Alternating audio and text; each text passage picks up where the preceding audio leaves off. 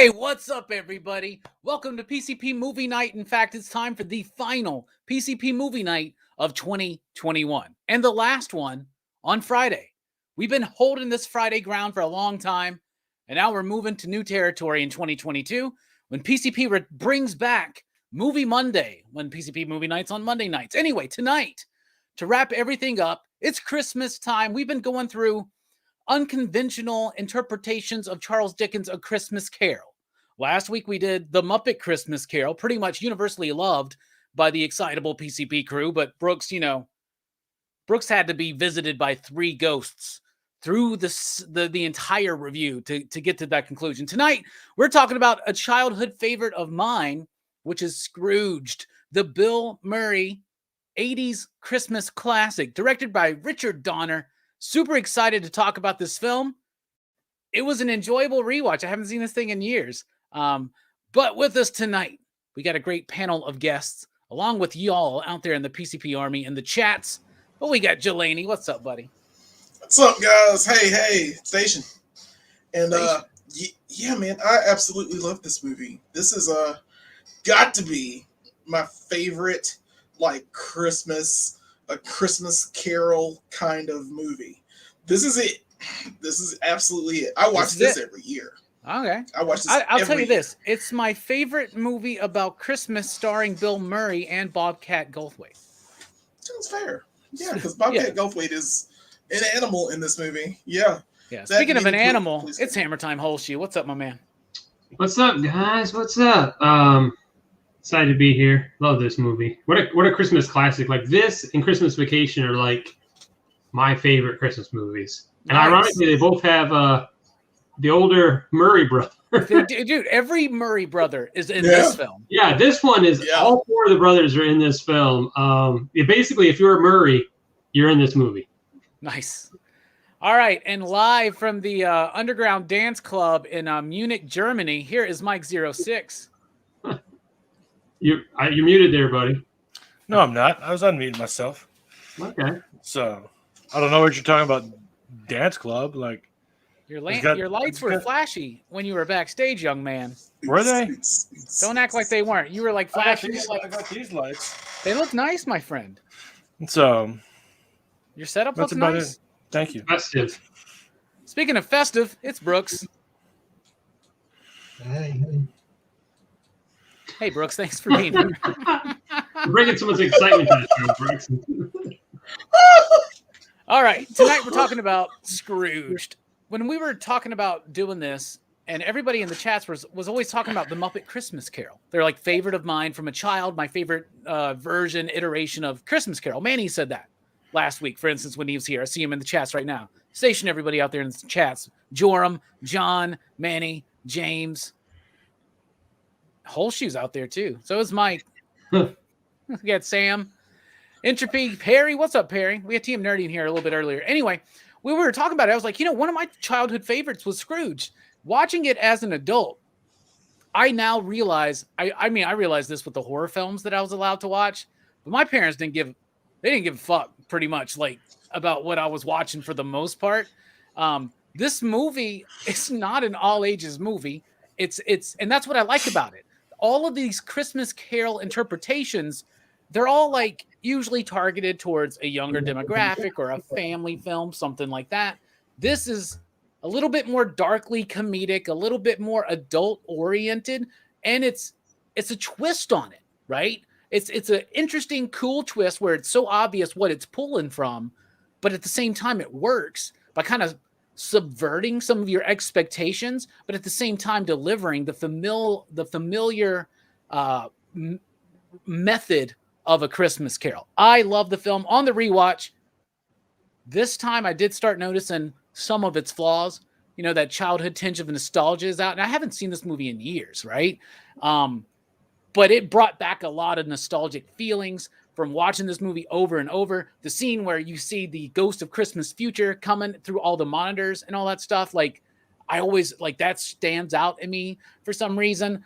The idea that Bill Murray's character is just drinking vodka and tab, like that sounds like the nastiest drink. It's really nasty. So, and if you notice, he starts having less and less tab as the story progresses. But anyway, I really like the film. It held up for me. It's not a perfect movie, but man, it is fun and one of my favorite interpretations of A Christmas Carol. What do you think? Speaking of Charles Dickens, nobody's a bigger Charles Dickens fan than Jelani. Yeah. He's a big fan of Bleak House. Anyway, what do you think about the movie, man? Sure. Well, like I said before, this is one of my favorite Christmas movies. This is in the rotation already. I watched it every year for the last probably 10 years as I find it. It's heartwarming. It's funny. It's Bill Murray. It's 100% Bill Murray. But it's Bill Murray at like prime Bill Murray, like right before Ghostbusters 2 Bill Murray. And it feels good. It's Richard Donner. Richard Donner's in the movie. I like Bobcat Goldthwait. There's so many great characters in it. It's got a great soundtrack. I love Annie Lennox and Al Jarreau. And Al Green. Look at me. And it's such a wonderful Christmas soundtrack. It's heartwarming. It's a great morality tale. I love this more than the movie we watched last week. I still love it. Like I watched it and I was like, man, I usually watch this on Christmas Day, but I'm glad we're watching it for this because we get to talk about it. So yeah, I'm a super fan of it. I really, you can't tell me anything wrong about this film. Yeah. Sorry. Because even the Ghost of Christmas Future is like, I love the TV monitors. I love how scary he was. I love how he was on the screens, how he comes up on the screens behind Bill Murray. Yeah. And then his hand comes out. I know we're going to talk about more of that, but I love that. Nowadays, I love it. I was going to say, nowadays, kids, if they were watching this movie for the first time, would be like, why do they have so many TVs put together? Why not just have one big, giant TV? One big TV. No, they just didn't understand. But yeah, man, great thoughts. The movie, it holds up. So Richard Donner did this in between Lethal Weapon and Lethal Weapon 2. Bill Murray did this after a short break that he took in his career to kind of spend time with family. And so he's coming back. This is his big return. They marketed this movie like his first comedy since Ghostbusters. And like one of the early posters, which is really bad, said it had a tagline like Bill Murray is back and so are the ghosts, and this time it's 3 against 1. And I'm like, what? Marley's one of the ghosts. It's 4 against. Anyway, if they said that, they were like, what? So it's like Ghostbusters again? Anyway, they were really targeting in on that. Apparently, Richard Donner, the writers, and Bill Murray all had a kind of somewhat contentious relationship during the production. A lot of ad-libbing from Bill Murray, a lot of ideas from Richard Donner, a lot of disagreements from one of the writers, and apparently not any one of them is very satisfied with the final product. But I actually love this movie. I think it's great. It's got two different tones that sometimes don't work well together, but overall I enjoy it. That's a perfect way to segue into how I feel about John. Two different souls. Go ahead, John. What do you think about the movie? I don't know. I had a joke. I don't know what that means. I love it, man. Like I said, it's one of my favorite holiday movies, but I think the last time I watched it, so I watched it last night, but the last time I watched it was at your house when you used to live over here. And so I haven't seen it in a while, even though I've seen it, I think that was the last time I saw it then. That's been years, right? Yeah, it's been years. So even though I've seen it a bunch of times, it's just been a while since I saw it. So it's nice seeing it with fresh eyes. I enjoyed it on the rewatch. It's great. I mean, it's one of the better takes on the Charles Dickens classic. You know what I'm saying? I like the direction they go with it.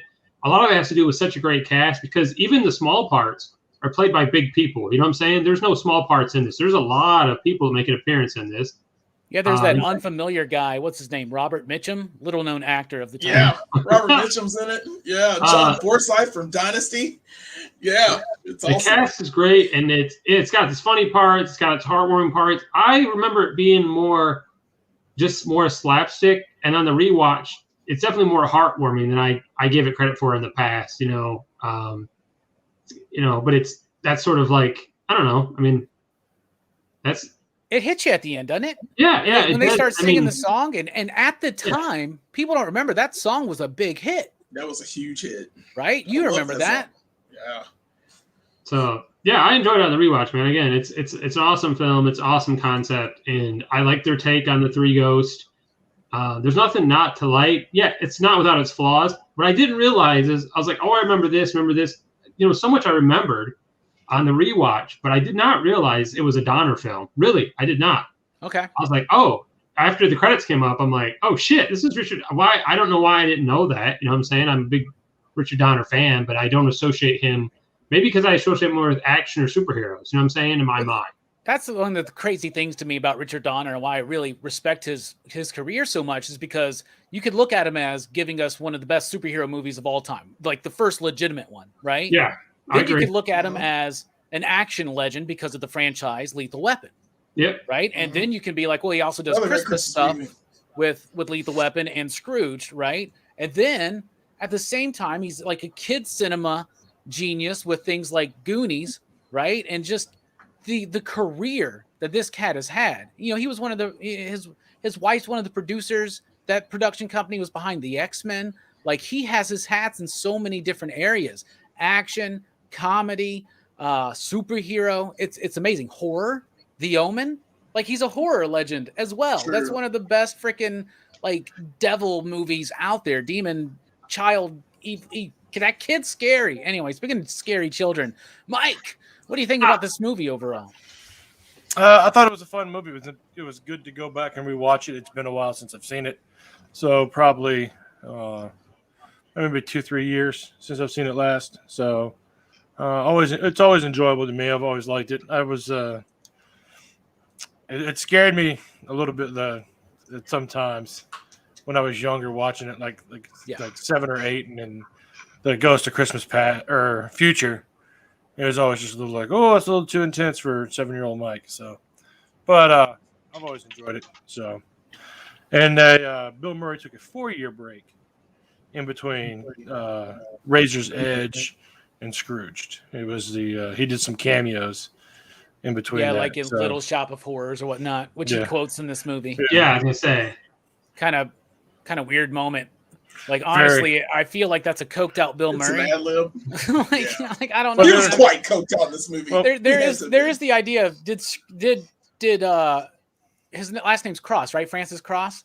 Yeah. Did Francis Cross actually have that earned moment at the end of realization, or was he just drunk and going through a nervous breakdown? You know what I'm saying? Because he's drinking a lot throughout that night too. So he's kind of wild there at the end, but you got to get a little wild at the end. Speaking of wild at the end, it's Brooks here at the end of the panel. Brooks, what did you think of the movie? I liked it. I'd never actually seen this movie all the way through. I'd only seen like bits and pieces of it.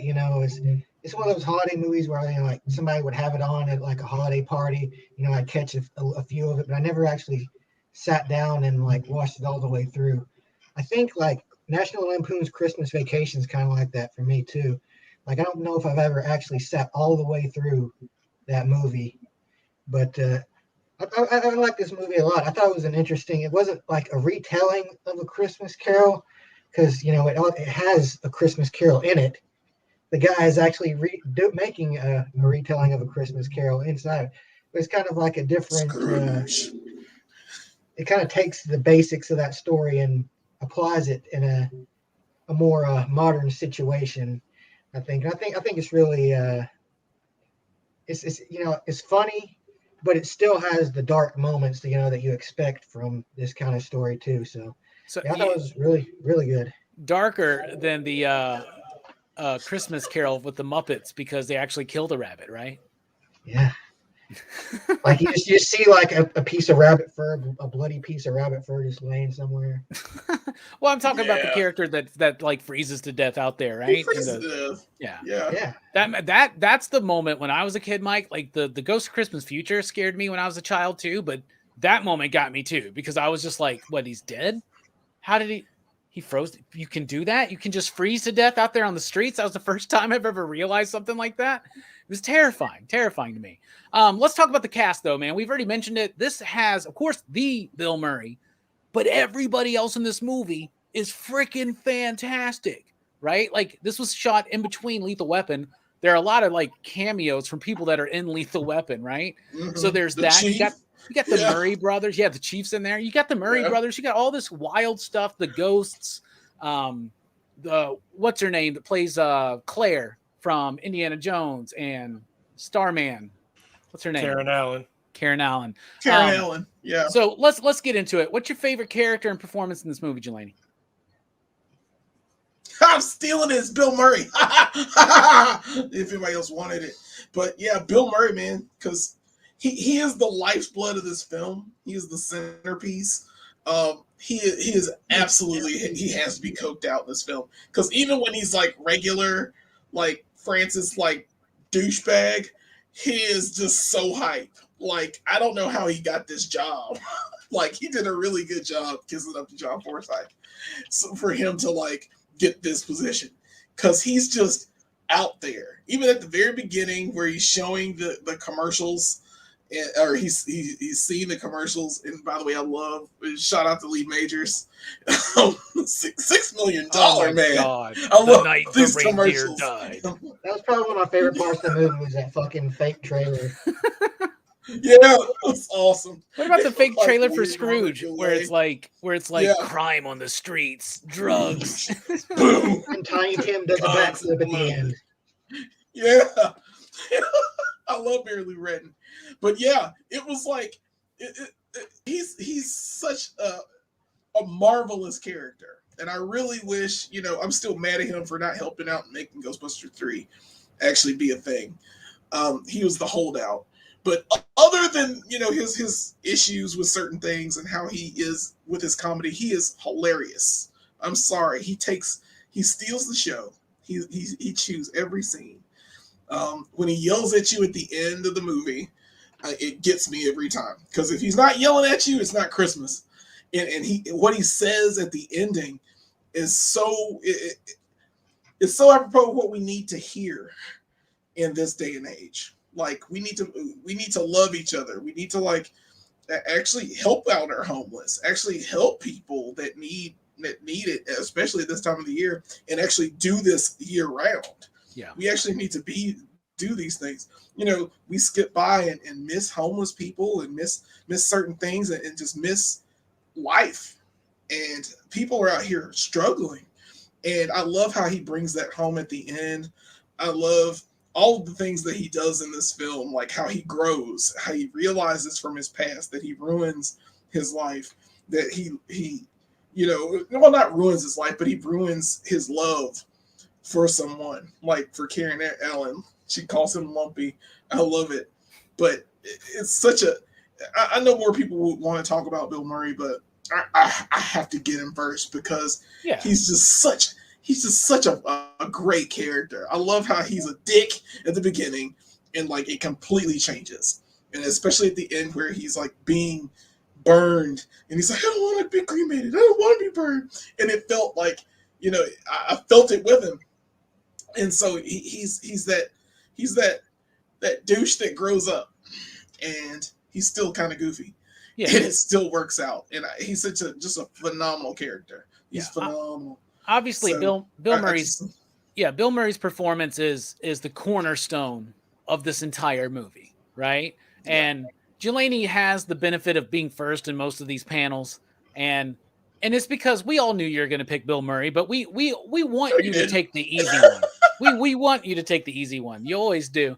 And that's why we love you, Delaney, taking the easy the safe route. But no, man, you can't deny that. No, Bill Murray is the best performance in the movie, I would think, from a kind of a more like objective like whatever. I mean, he carries the movie. It's Bill Murray. He's amazing.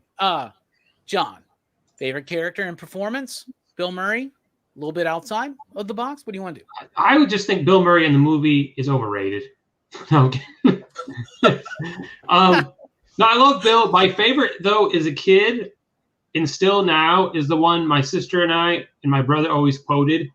And our favorite character is because of the physical comedy, and it's Carol Kane as the Ghost of Christmas Present. It's just because she hits him in the balls, and I love that. It's a toaster. She hits him with the toaster.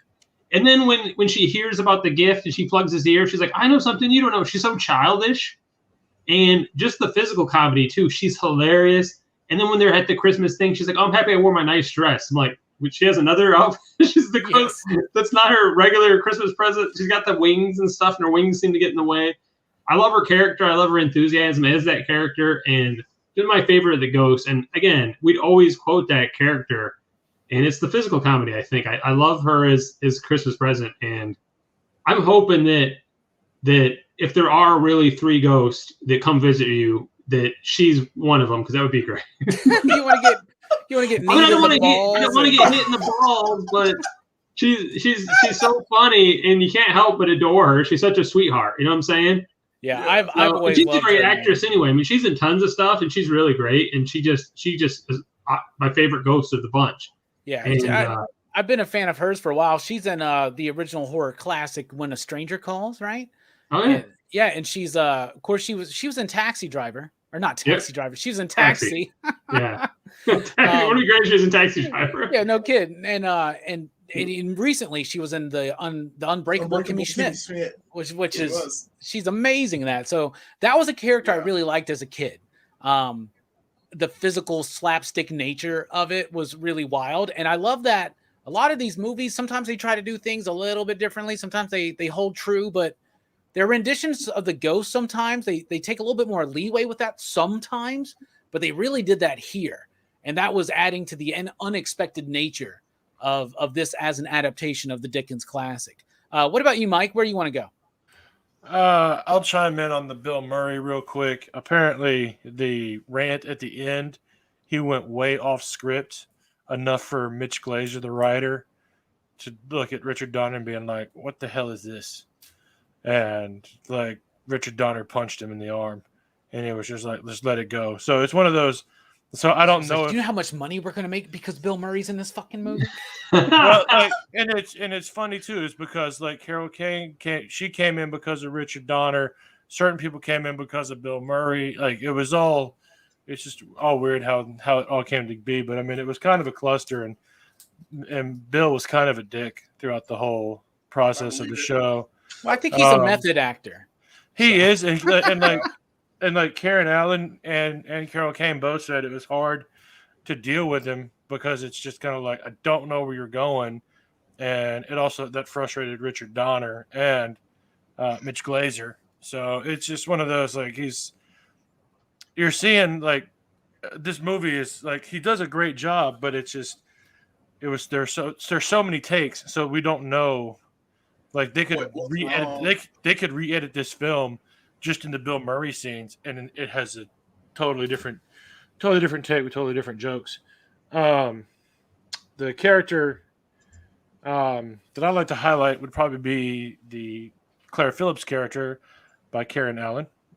She's the heart of the movie. She's the romance, the love,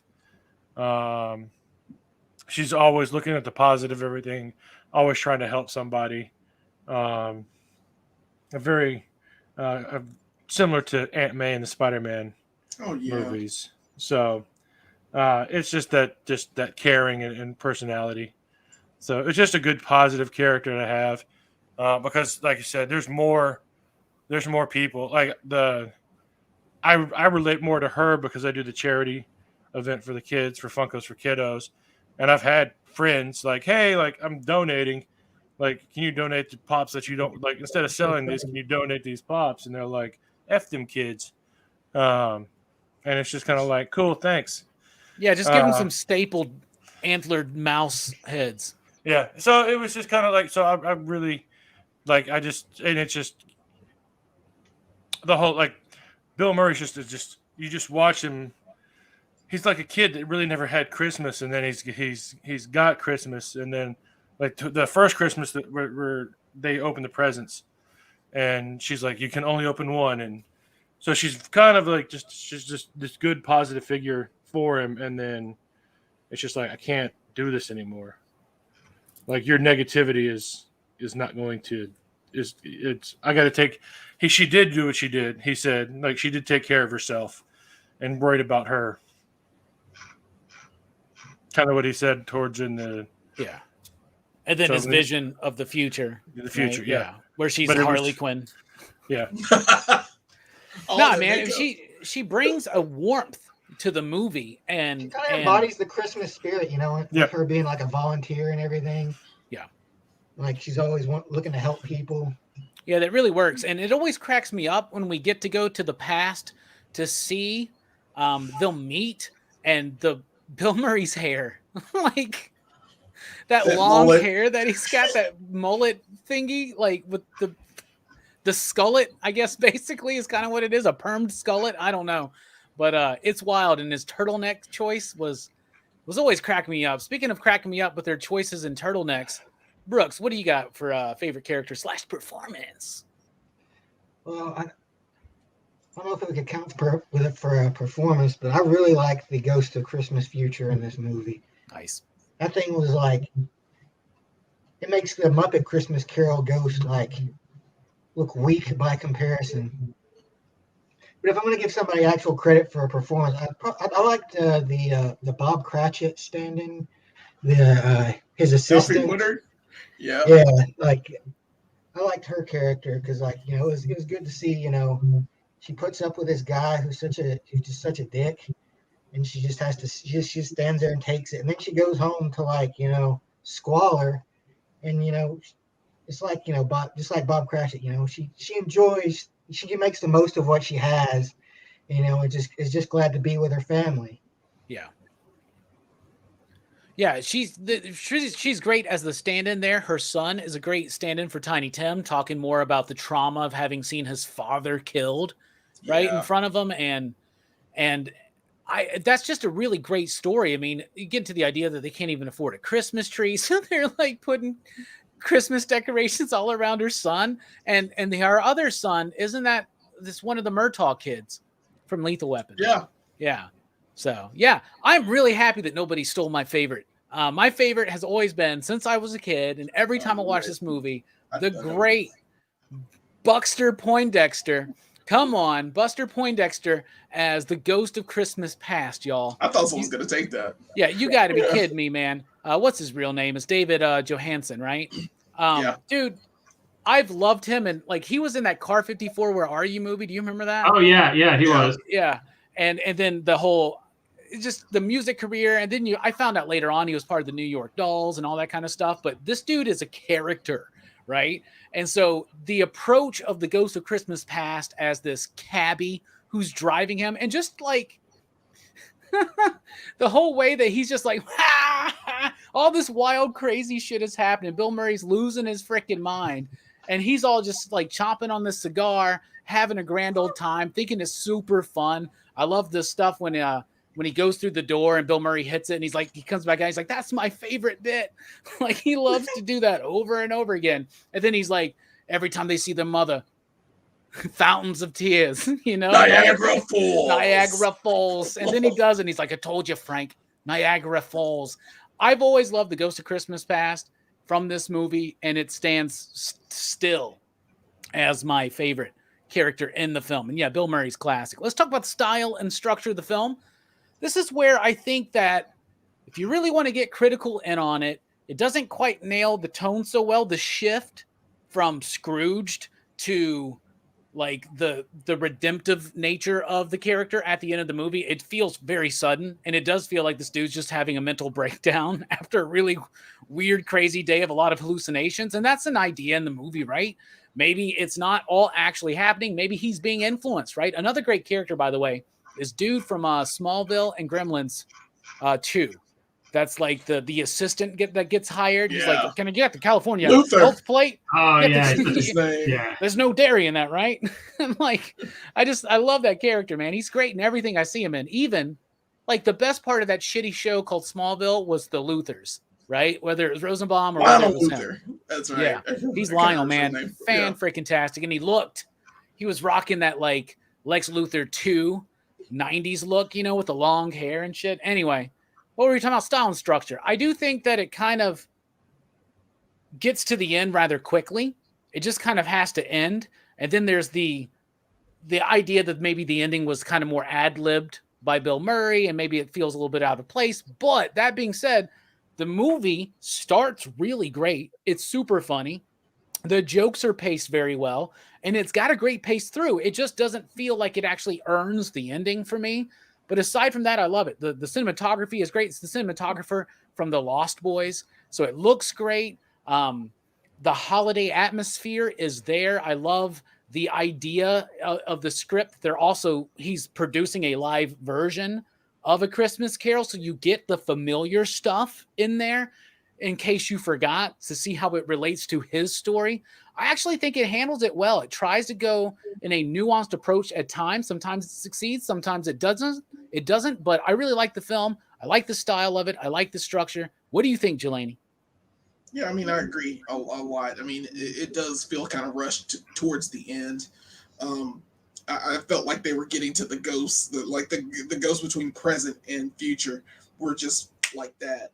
It felt kind of off. But yeah, I love it. I love that it's backdropped on a stage play of A Christmas Carol. It just, I like how it juxtaposed those two things and how it was affecting his life. I like how it's shot. This is one technical aspect. I like how that guy froze to death. I don't know what the effects are great, bro. The effects look awesome. It was nominated for an Academy Award. It was nominated for an Academy Award, but it lost to Beetlejuice. Okay, understandable. All right. How about when the Ghost of Christmas Future opens up and it's like there's souls in there or some shit? Souls? Oh, I love it. And I love how they're like doing their Jingle Bell thing at the end, where they're like playing with ornaments and stuff inside of it. It's so cool. Like, I love this Christmas Future a lot better than the one in the Muppets Christmas Carol. I mean, he looked great in the Muppets Christmas Carol, but this one with the TV screen, the TV monitor is so scary. Just, I don't know. It has this just look to it. And the fact that I still think the skeleton that was coming through the TV screens was kind of scary too. I mean, they were both just very, very scary. Because I'd forgotten, because I watched it last year, but I kept forgetting the part in the elevator where he sees him the first time and he thinks that's the guy. He's like, "Are you the one? Yeah. Are you the one?" And that one looked pretty scary too. That's a great bit, man. That's a great one. And so I really love like how it's made. It's shot well. I think it holds up. The practical effects hold up. I like the cab driver driving through things. That holds up. Walking through doors, I think that holds up. It looks superimposed, but at the same time, it looks like he's actually doing it in some spots of it. So, I mean, I think visually, it's fantastic. Yeah. It's put together well for me. I can gloss over the issues that are there. And I enjoy it for what it is. Like, it's a great Christmas film. So it's put together well for me. Yeah, absolutely. Those special effects, man, a good mix of practical stuff, a little bit of optical effects in there. And I think even for its time and even now, it doesn't, the parts that feel dated feel so in a very like charming kind of way. It's not something that didn't age well effects wise, in my opinion. That's why, shows the once hand again, looks kind of weird. Yeah, it shows once again the strength of actual practical effects. What about you, John? What do you think about the style, structure, and effects of the film?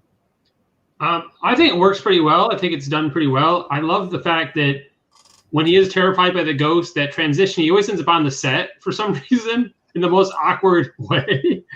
So I do like the transitions there. The one thing that bothered me on the rewatch, because I'm like, oh, this makes sense. I can let this go. Like, I can't nitpick little things, but wait a minute. You're telling me the Indiana Jones's woman has been like pining and waiting over this motherfucker for 15 years? She didn't find another guy? I think she's been so focused on her work. Yeah, right? And she's a good person. I mean, she's the good balance to him because she's this outgoing, nice person.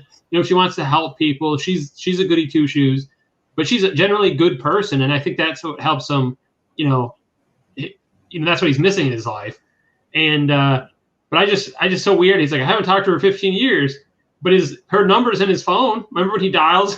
It's like, bro. The ghost does it, right?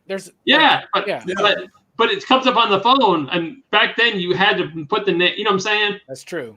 Anyway, so that I thought, I'm like, wait a minute, she hasn't moved on, she hasn't married or whatever. So I thought that was kind of unrealistic, but she's great in it, and for the most part, I like it. I mean, the little things to holler about, they're pretty minor. I think it all works well together. I do agree that it does feel a little rushed at the end. That I don't know. I thought there was going to be more. And then he's got that speech that is quite a long speech, actually. I recorded it, and it's 4 hours and 22 minutes. Just a speech. Just a hair longer than the Gettysburg Address. Yeah, just a hair longer than the movie itself. Like, how's the speech? But I do love the film. I mean, seriously, it's the cast, it's the music, it's the concept. It all works together. I know that you said, they butted heads, the writing team and Murray and Donner, but I mean, somehow they pulled it together and they ended up producing this awesome Christmas film. So it kind of worked. However it worked itself out to be this incredible, and I don't know if it would have worked with somebody else, say Murray didn't want to come back to acting or take more time off. I just can't imagine this film with somebody else. You know what I'm saying? He does such a good job. It would have worked with, say, Michael Keaton, right? Okay, probably would have been better with Michael Keaton. Well, he was making Beetlejuice, right? Speaking of Beetlejuice, Mike, what do you think about the style, structure, and effects of the film? Man, the editing department is the big hero in this film. Being able to take all the everything and finding the best and working together and putting it and making the film that we have. I like Bill Murray was whatchamacallit. He did he said he wanted more of the physical comedy. So by getting hit with the toaster, like he was wanting more stuff like that. So like that was a good addition. The what's her name? I just went blank. Alfie Woodard. Alfie Woodard actually gets punched or elbowed in the face. When you go back and when the elevator opens and the ghost of Christmas Future for the TV show is on the elevator and Bill Murray swings at it, like he elbows her right in the face. So there's a lot of accidents on this set too. Well, I think Carol Kane actually ripped Bill Murray's lip in a scene, and they had to halt production for a few days. And then I know Bill Murray slips and falls in one take of the that throwing really the happened? water. Yeah. That part where he fell? He throws the water. Yeah. Yeah. So that's awesome.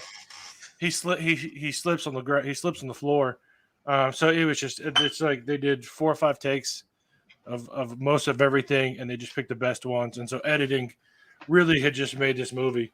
So, but yeah, the special effects were pretty genius. It sucks that the effects and costuming got beat out by Beetlejuice because both of those are just amazing. Yeah, the shrimp hands alone. The shrimp hands alone. Sorry. That's Oscar worthy. It's hard to go up against Beetlejuice that year. Yeah. Right. But yeah, so I mean it's other than the miscommunications and the disagreements between Bill Murray, the writers, and Richard Donner, like it came like a lot of people thought it was going to be a stinker, and the critics kind of panned it as not that great. But I want to say it got like a 93% in the test markets when it was released. So it was one of those. It's going to be a hit.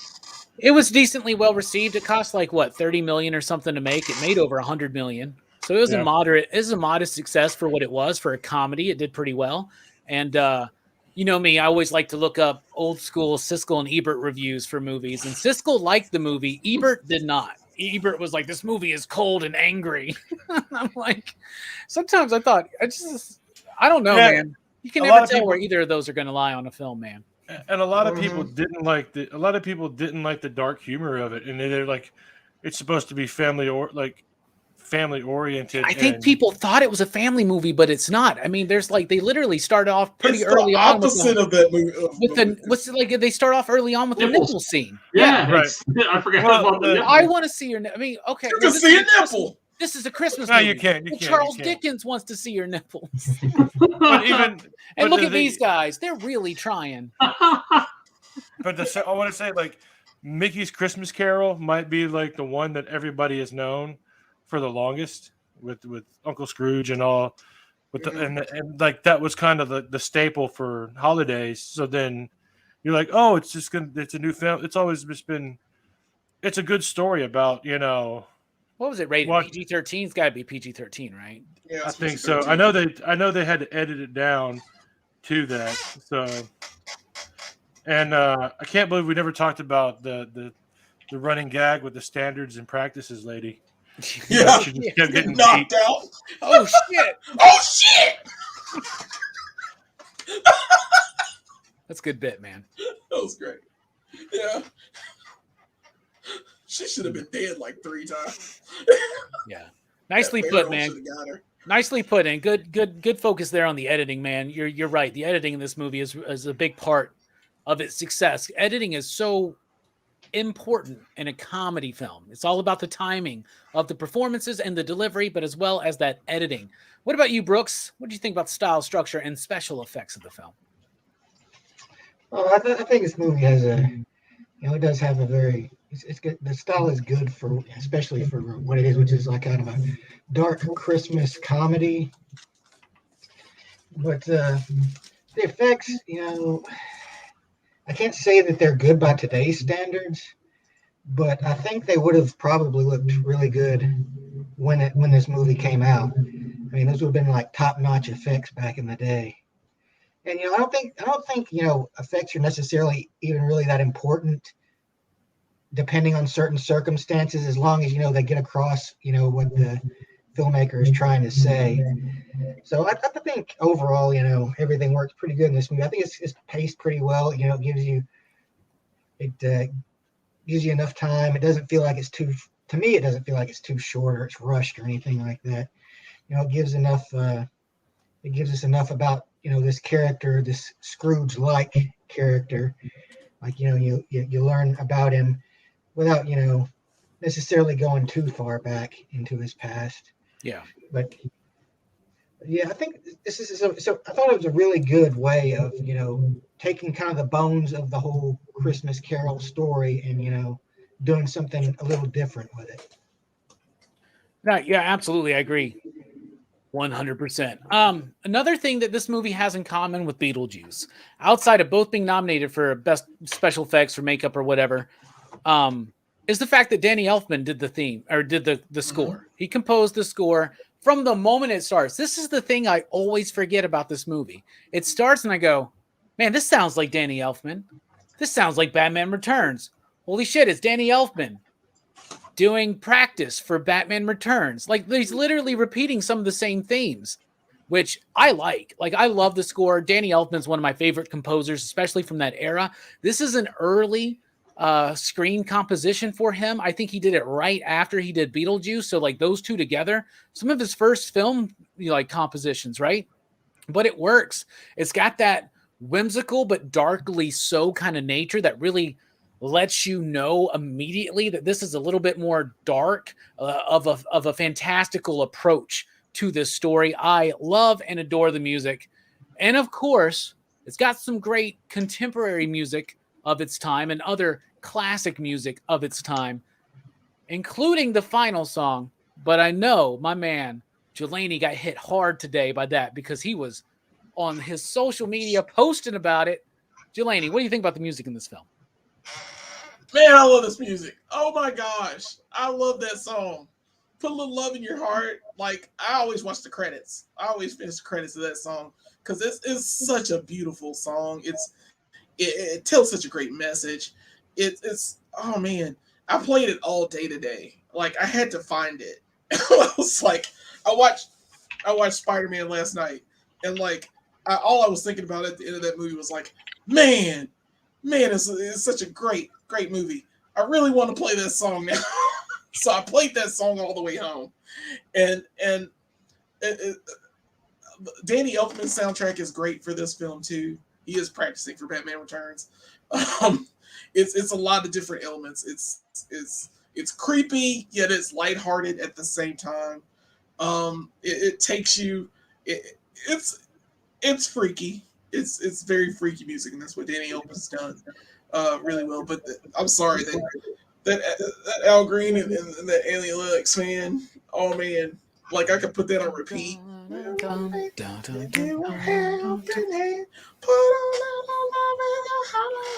was one of my favorite songs when I was a kid, man. And it's like it's such an upbeat song. It just tells such a great tale. And I'm sorry, I love the music in this film. Like I'll play it as much as I want to because I keep forgetting that's like one of my favorite Christmas songs. So yeah, it's pretty bonus. That's all I got to say about that. Hell yeah. Awesome. What about you, Hammer Time Holeshoe? What do you think about the music in the film? I can't elaborate more than what Jelani said. It's a great soundtrack. Danny Elfman does a good job. You know, obviously early in his career still, but it's definitely Elfman. I like the music, the composition, and everything. But the actual there's bits of it. There's bits of it, right, that are very Beetlejuice with the whole. Yeah, I mean, he's definitely got a style. I like Elfman, obviously. I like Beetlejuice. I like Batman Returns. He's definitely got a very distinct style. I think Batman would be his next film, right? Yes, and Batman before he kind of blew up. You know what I'm saying? Yeah. Where he kind of became like, this is the Danny Elfman, big composer. You know, I'd say he's probably my favorite music composer, short of John Williams. John Williams is probably my favorite. And I think John Williams, he's got some stuff sounds very similar, but he's got some stuff that sounds completely different. I think I'm not knocking Danny Elfman because I think he's amazing, but I think Williams probably does more variety. Well, Elfman's really grown in the later period of his career, right? Like I think Big Fish is one of his most underappreciated scores. And he's done scores lately that you're like, that was a Danny Elfman score? Because same thing with John Williams. There are scores that John Williams done where you're like, you can tell that's John Williams. Exactly. And then like Catch Me If You Can. If I just played that for you, you wouldn't know that was John Williams. Danny's starting to get into that kind of territory here, I think. Yeah. So I think it's great, but the licensed songs, they really Sweetest Thing, Put Love in Your Heart, Brown Eyed Girl. I mean, there's so many good licensed songs that work so well in the movie, and I'm happy they had the money to do, you know what I'm saying, to license these songs. And we were talking earlier, I was going to mention, you guys were talking about how, you know, it made money, but it wasn't like this blown away success. But Christmas movies, if they're done right, you can count on that return investment every year. You know what I'm saying? Every single year. And legally, Donner had to make a Christmas movie because his last name is Donner. He legally is required. If you're named after a reindeer. He made 2 in a row. Yeah. If you're named after a reindeer, then you have to make a Christmas movie. It's just a requirement. Absolutely. What do you think about the music, Mike? Well, John had mentioned John Williams, and one of the things that Richard Donner had originally wanted was John Williams to do the music, but they brought in Danny Elfman. I think Danny Elfman scored like 4 movies that year. Worked on 4, so that was 1988 is Danny Elfman discovering his style, which would lead into Batman and to Batman Returns and to the later movies that he did. Even Dick Tracy, you know. Always forget he did Dick Tracy. I was trying to remember some of the other ones that he did right around that time, but it was the big ones were Batman, Dick Tracy, and Batman Returns. So, but he does a great job. He's learning the strings is his thing. Like it's a signature Elfman sound. So And that choir. yeah. And you can pick up a thread from this and the Batman Returns and the Edward Scissorhands. You can pick up one thread going through those ones. And I mean, eventually everything's going to have a little bit of similarity into it if you keep doing if you're going with the same tone and sound. So I mean, it happens to the best. So yeah, that doesn't make it bad though. He's still an amazing composer and some of the best soundtracks. So I feel like I was knocking him earlier, but he's still great and a better musician than I am. Oh man, I love him. And a lot of people forget he did the Sam Raimi's Spider-Man films, at least the first two. Really good themes for that one too. So he has two really great, memorable themes for Batman and Spider-Man. He also did the Hulk score, the Ang Lee film, which is one of those ones that feels Ang Lee. I think this was the first time in his career where he had a director and talking about the Hulk, where Ang Lee kept telling him, "That's good, but it sounds like Danny Elfman." And so like that was when he was challenged to really start trying to break his molds a little bit more.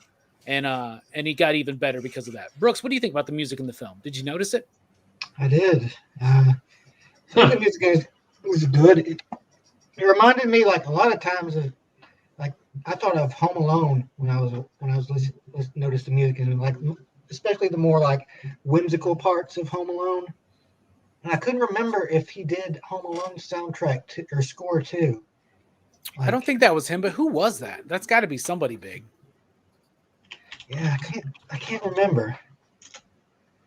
Use your information finding machine. It's John Debney? No, that's a different movie. John Williams. It's John Williams. I was about to be like, it's probably someone like John Williams since it's a Chris Columbus picture, right? Yeah, and then like and the other songs they're good too.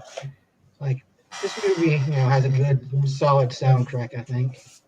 Yeah. It really does. Do you like that? You like the end song? Does it put a little love in your heart?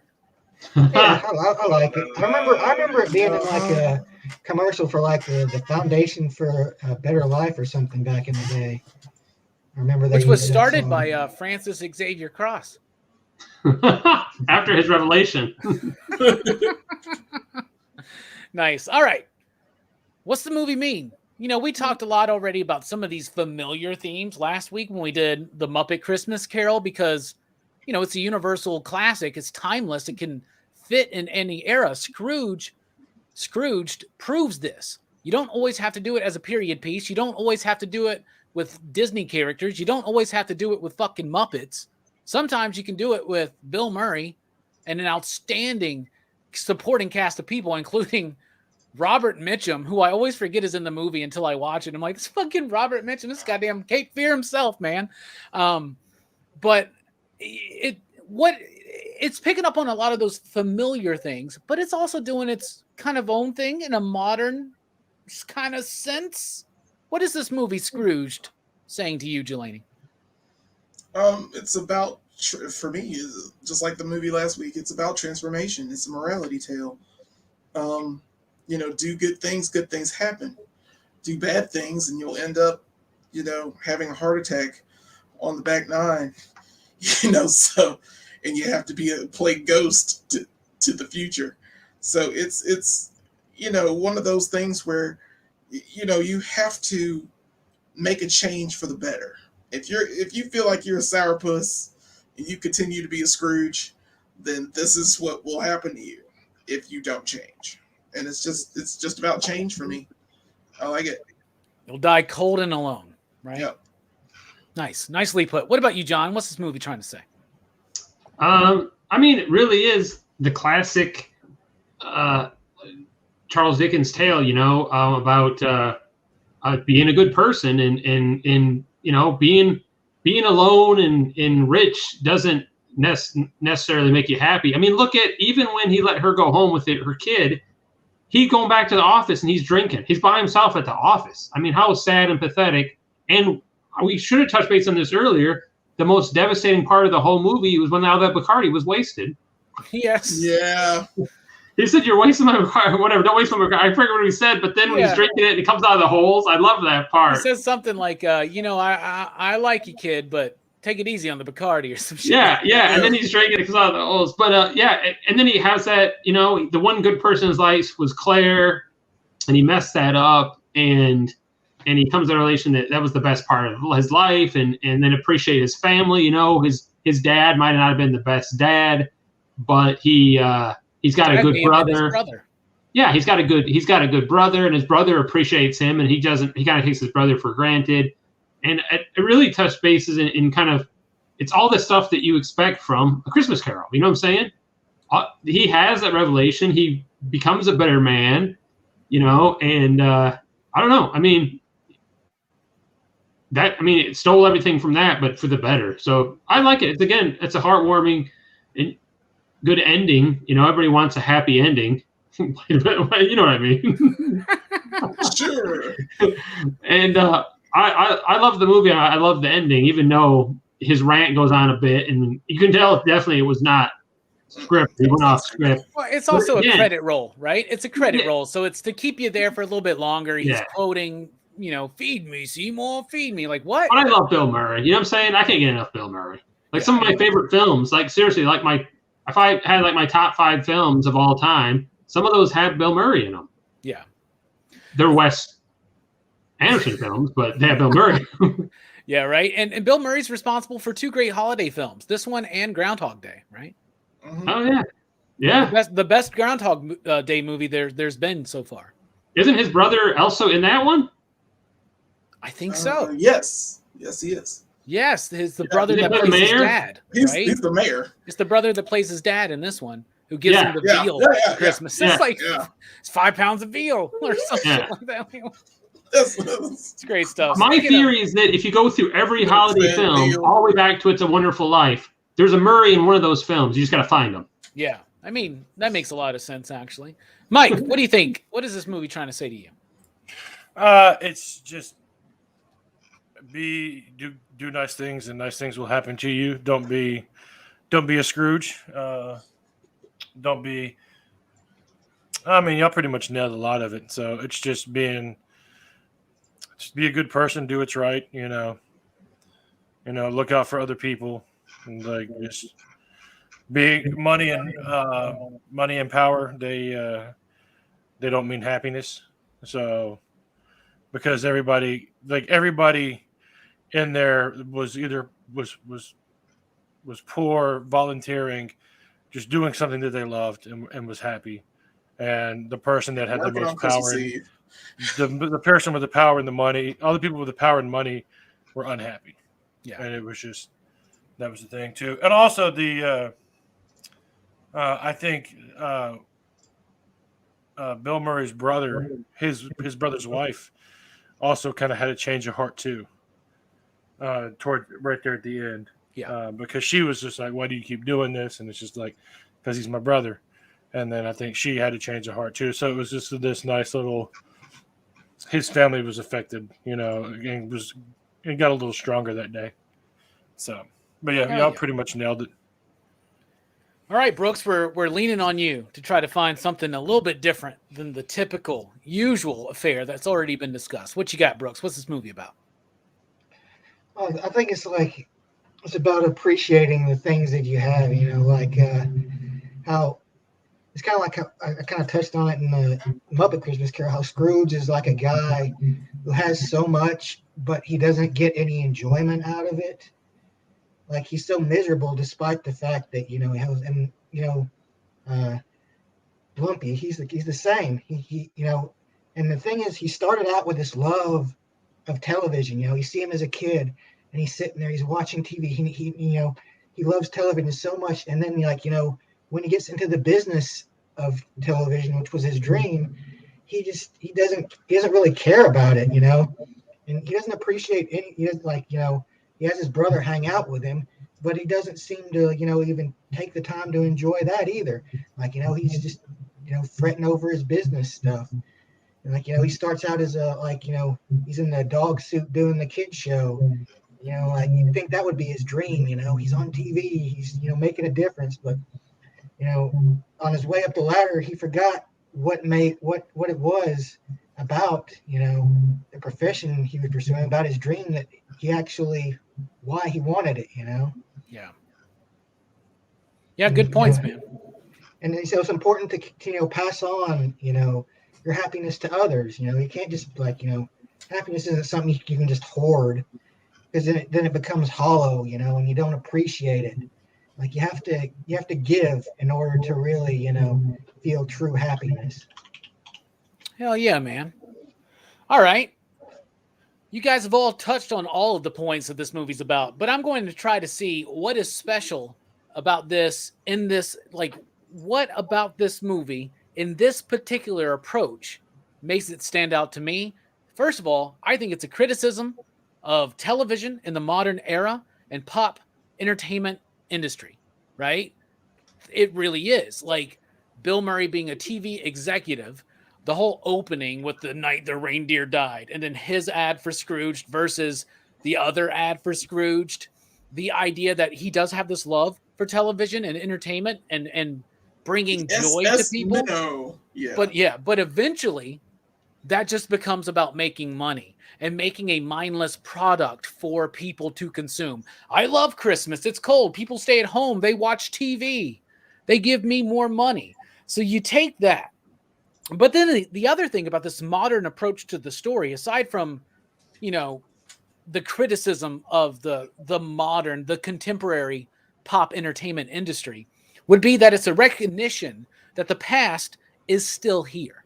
We can look at tales like Charles Dickens' A Christmas Carol, right? And we can think, oh yeah, poverty, disease, this level of greed and the disparity between the best and the worst, right? Or like as far as best off or the worst off, we can think of that as a thing of the past because we have been improving as a human society through the centuries, right? But that stuff still exists. Poverty, homelessness, that still exists. Greed, selfishness, that stuff still exists. We are still dealing with the exact same problem. So it's another reaffirmation that the most grandiose tales from our pasts as collective storytellers in humanity can still resonate today. And even though we're now in high rises with super freaking amazing forehead VCRs, right? Even at the peak of our technology, the past is still there. We can still learn, right? We're still the same kind of entity and creature with the same shortcomings and the same obstacles. But these are always shortcomings and obstacles to be overturned because once again, it goes back to the idea of redemption, that it's never too late, right? You can change your mind. Or at the end of a crazy ass bender one night when you're under way too much pressure, you can just go on live TV, tell everybody, put a little love in your heart and feed Seymour, and maybe it'll all work out in the end, right? What do y'all guys think, right? Yeah? Yeah? Hey. Love you too, Joram. Love you too, Joram. All right, that's what we think the movie's about. Now it's time to rate the movie. So you out there in the chat watching, what do you think of Scrooged out of 5 possible you digs? What do you give this movie, and what do you give it, Jelani? I mean, I may have my nostalgia goggles on, but I absolutely adore this movie. It's been in my rotation for almost 10 years now, so I'm just gonna have to give it a 5. I mean, it's just 5 digs. The music's clean. Bill Murray's on point. The cast is also on point. Everything about this movie fills me with Christmas joy. I keep forgetting that he yells at me at the end. It's such a great thing, and that he's saying everything that he says to you is fantastic at the end. And I'm like, yeah, if it was ad libbed, he did a great ad lib. He did a great junk coat field ad lib. So I really enjoy this film. It's just one of my Christmas favorites. It's up there at the top. Nice. So I really got to give it a 5. Perfect score from Jelani. What about you, Hammer Time Holeshoe? Oh man, I gotta think about this. I'll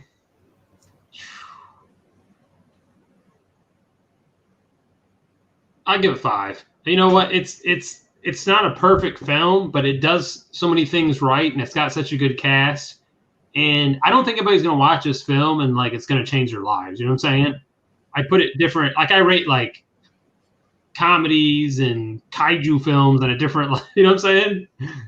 You got to give for what it is. It's tremendous. It really holds up well. I think it's got a great cast and I mean it's got a good message. It's got a great soundtrack, and it's one of the better takes on A Christmas Carol. So I enjoy it. I like it. It's an interpretation of the classic stuff. It works and it works well. And again, if it was a different cast, maybe it wouldn't have been there or didn't have the right soundtrack, but it all came together, man. I think it's a great film. Holds up. If you haven't seen it, and who the hell hasn't seen it, watch it. 2 perfect scores already, y'all. What about you, Mike? What do you think? Well, John had just said it's a movie that changes your lives. And this did not really do that. So I don't think it's a perfect movie. And I guess I'm going to be I'm torn between it's either 4 or 4.5. I don't know. I'm still debating on it because it's got its ups and it's got its downs. But right now I'm leaning more like a 4.5. Okay. 4.5 for Mike. What about you, Brooksy? I'd probably give this one a 5, but I don't rate movies on being perfect or necessarily technical. It's like how much do I enjoy the movie? And I really enjoyed this movie. I thought it was a lot of fun. It was a good Christmas movie, and I have no complaints about this movie really. Everything was solid and on point for me. And so I think it deserves a 5 you digs from this guy. Wow. Ayo. Wow. All right. I'll go 4.5. 4.5. I don't think it's a perfect film, so I can't give it a perfect score, but it is enjoyable. Like Jelani, I like to judge movies also on a little factor called rewatchability. I watch this one all the time. Great performances, great special effects. It's not perfect, but I do love this movie. I think it's one of I still think it's my favorite interpretation of A Christmas Carol, even though I gave Muppet Christmas Carol a higher score last week. I think I just got wrapped up in what was going on in the panel at the time. But I'm going to go 4.5. I really think it's a super solid film. So 5 from Jelani, John, and Brooks, and a 4.5 from me and Mike for a PCP average of 4.69, dudes. Yes. Last time we get to do that this year. So that's super cool. Let's see what the chat says. Cuckoo Sun says 5, no doubt. Brother Joe says 5 you digs, 3 slips and 5 backlogs for a total of Christmas tree, Santa, station, 4 laughing people. Manny breaking it down, saying, I love the way the ghosts represent the different eras of TV and film. The past is the character in slapstick. That is I Love Lucy. The present is the 80s, raunchy and grimy. And the future is reality TV. You are the TV. I didn't really ever pick up on that, Manny. That's actually kind of I didn't notice they kind of had a TV theme going with the ghost. Yeah, they really Which makes did. sense because, of his TV obsession. We all talked about the night the reindeer died and all that shit, right? But what about the whole father loves beaver? This guy out there chasing beaver. Oh my God, that went over my head when I was a kid. Manny gives it 4.5 Yule log slips. I also love the whole you'll love it. It's so cheesy. That's exactly how I do like that tagline. Yeah. You'll love it. Yeah. Wakazashi's Tea House says it was a 5 until the closing song. Bah Humbug 4.5. Jesus Christ. That song's I love that song, man. That's a great song. Awesome, dude. It puts a little love in my heart, man. Why are you being such a Scrooge, Tea House? But hey, you give it a 4.5 too, bro. Oh yeah, you're right. But for a different reason. Whatever. You and Mike are the Scrooges too. I also did like that they did give Bill Murray one chance to do the Bah Humbug thing. That was really good. That was a really good bit. And then Bobby De La Ghetto gives it 5. Christmas, you digs. Fable, our man, gives it 4.5. And Joram gives it 4 you dig solid. T-House says, just kidding, man. What are you kidding about? Your rating? Yeah. Or that you don't like the song? I don't think we don't understand. Like song, man. Anyway, that's our review on Scrooged. Thus concludes PCP Movie Night for 2021. We will be back for a little bit of back chat, but what's coming up here soon? We're not going to leave you empty-handed. Join us tomorrow night on Dylan's Horror Show. We're going to be talking about Better Watch Out. Oh, this movie was fucking awesome. This was a really good pick by Dylan. So I highly encourage you to check it out. It's on Tubi. It's on Amazon Prime. It's on plenty of free services, Crackle, whatever you want to get to. Next Thursday, join us at 8 p.m. Central Time. It's Festivus, everybody.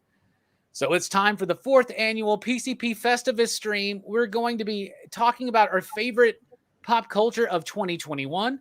We'll be airing our grievances, showing feats of strength, and of course, collecting funds for the Human Fund, collecting donations for them. Money for people. Money for people. I'm very excited for that. But PCP Movie Night is done for the rest of the year. We'll be back, though, on Monday night starting January 10th.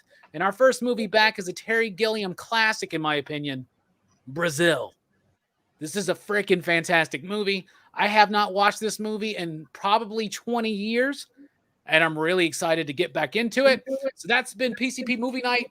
We'll be right back, though, after a short intermission for some PCP Backchat and some show and tell. And remember, y'all, wherever you go, there you are. And I was trying to think of a line from this movie, but I couldn't really think of one. So just God bless us, everyone.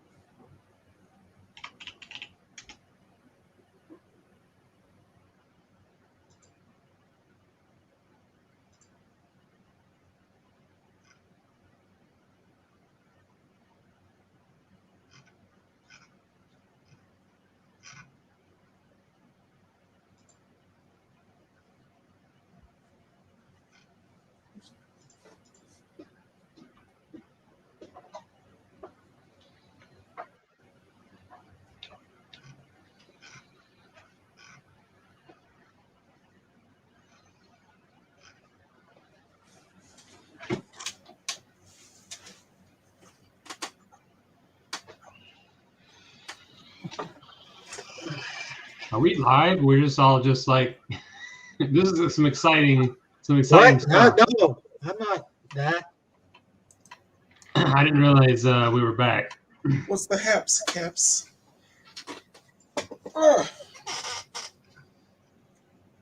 So what y'all want to talk about? We're back chatting. Let's talk about. I have nothing. How do we talk about things when our overlord Robbie isn't here?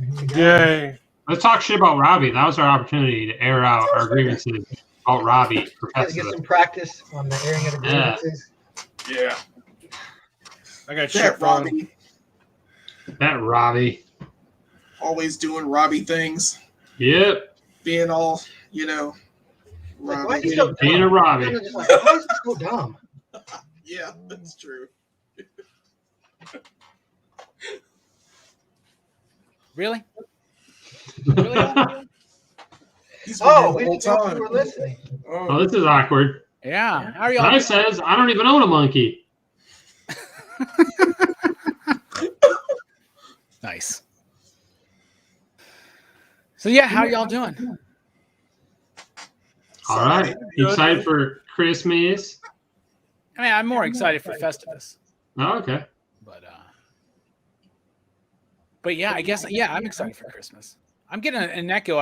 In particular, I think I'm getting it from you, John. By the way, Are you? I kept muting you throughout the show at times. No headphones, eh? I could put my headphones on, I guess.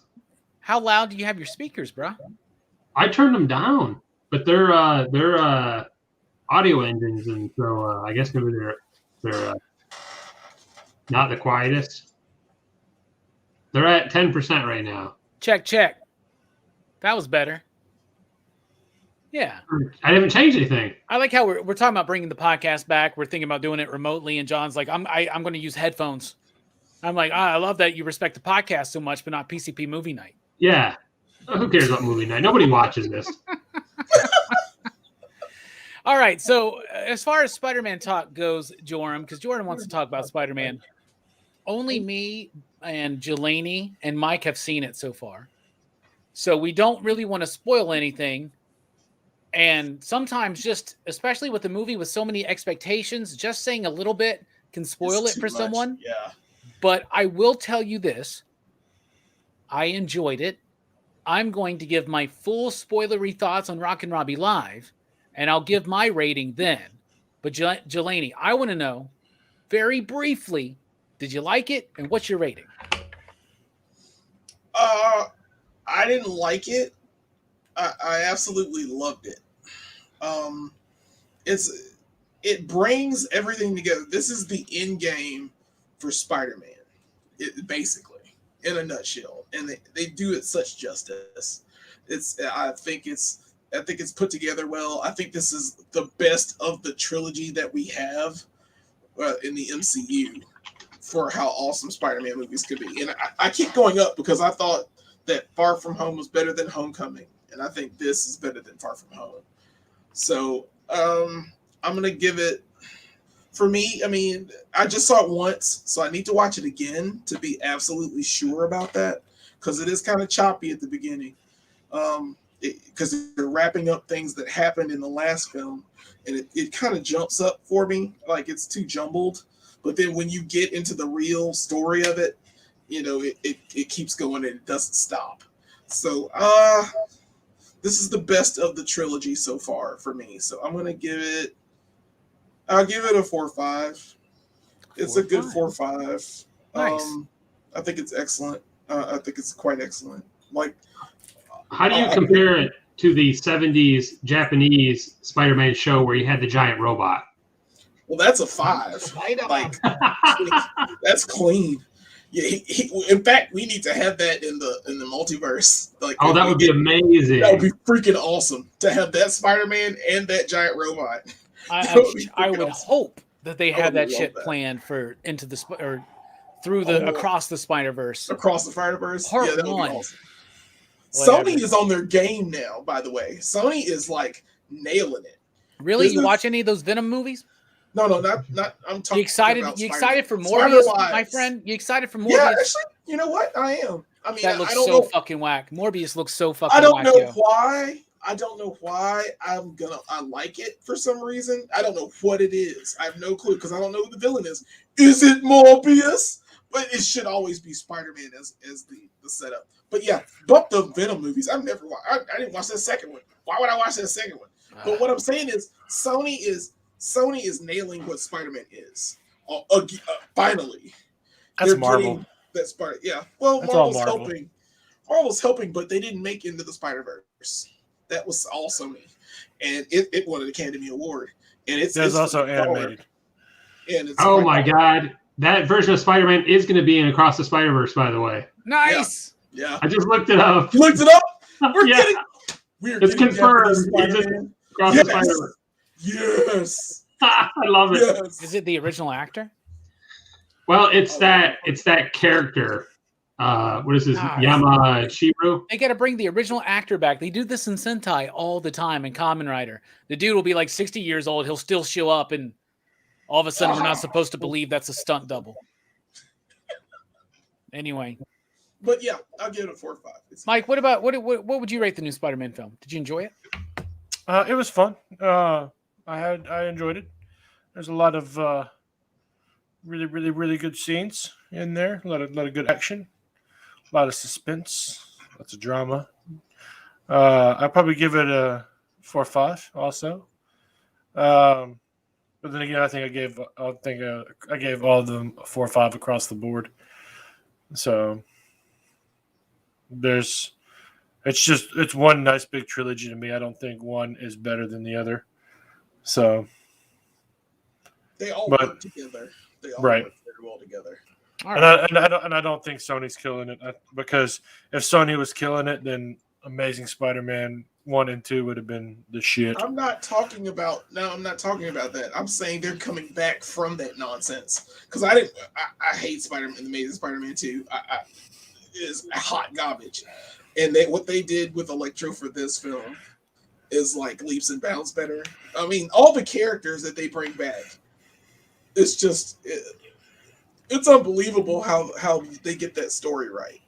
I think the story, it makes up and it redeems beats from those movies. So all I know is that Marvel has their hand in this one.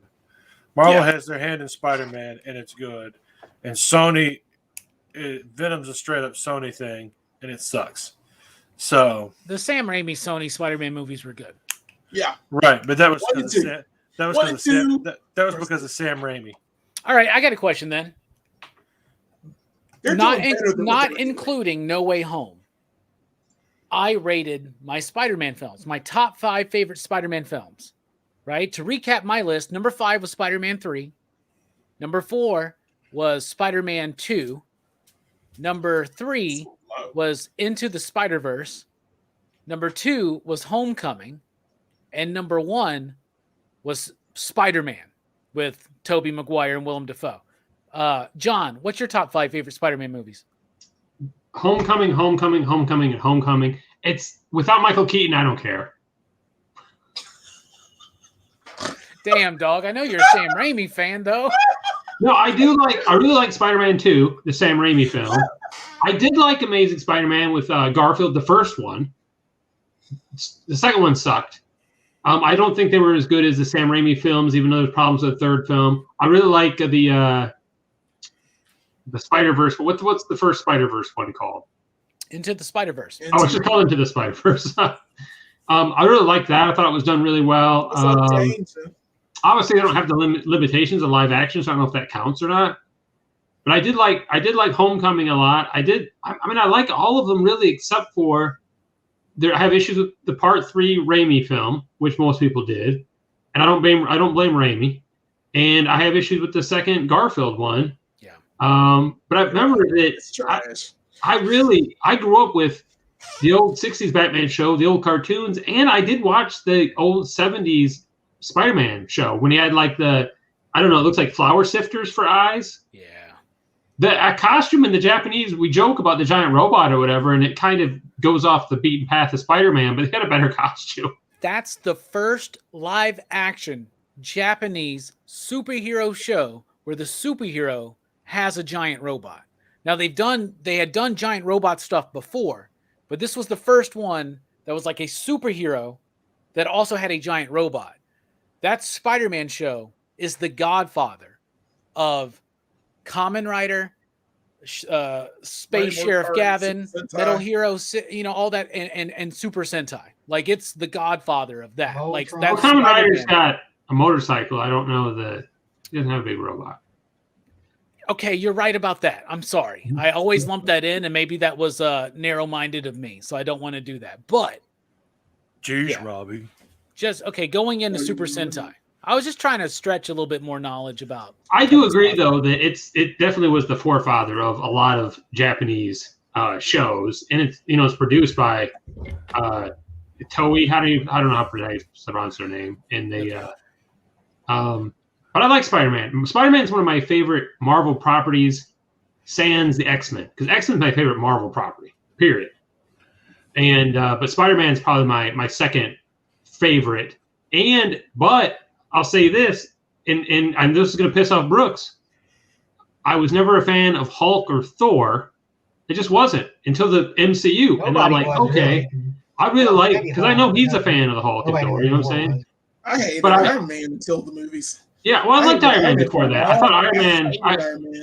I fell in love with Iron Man when I was a kid because I got one of those figures from. What series was that, Robbie? Marvel Superheroes Toy Biz?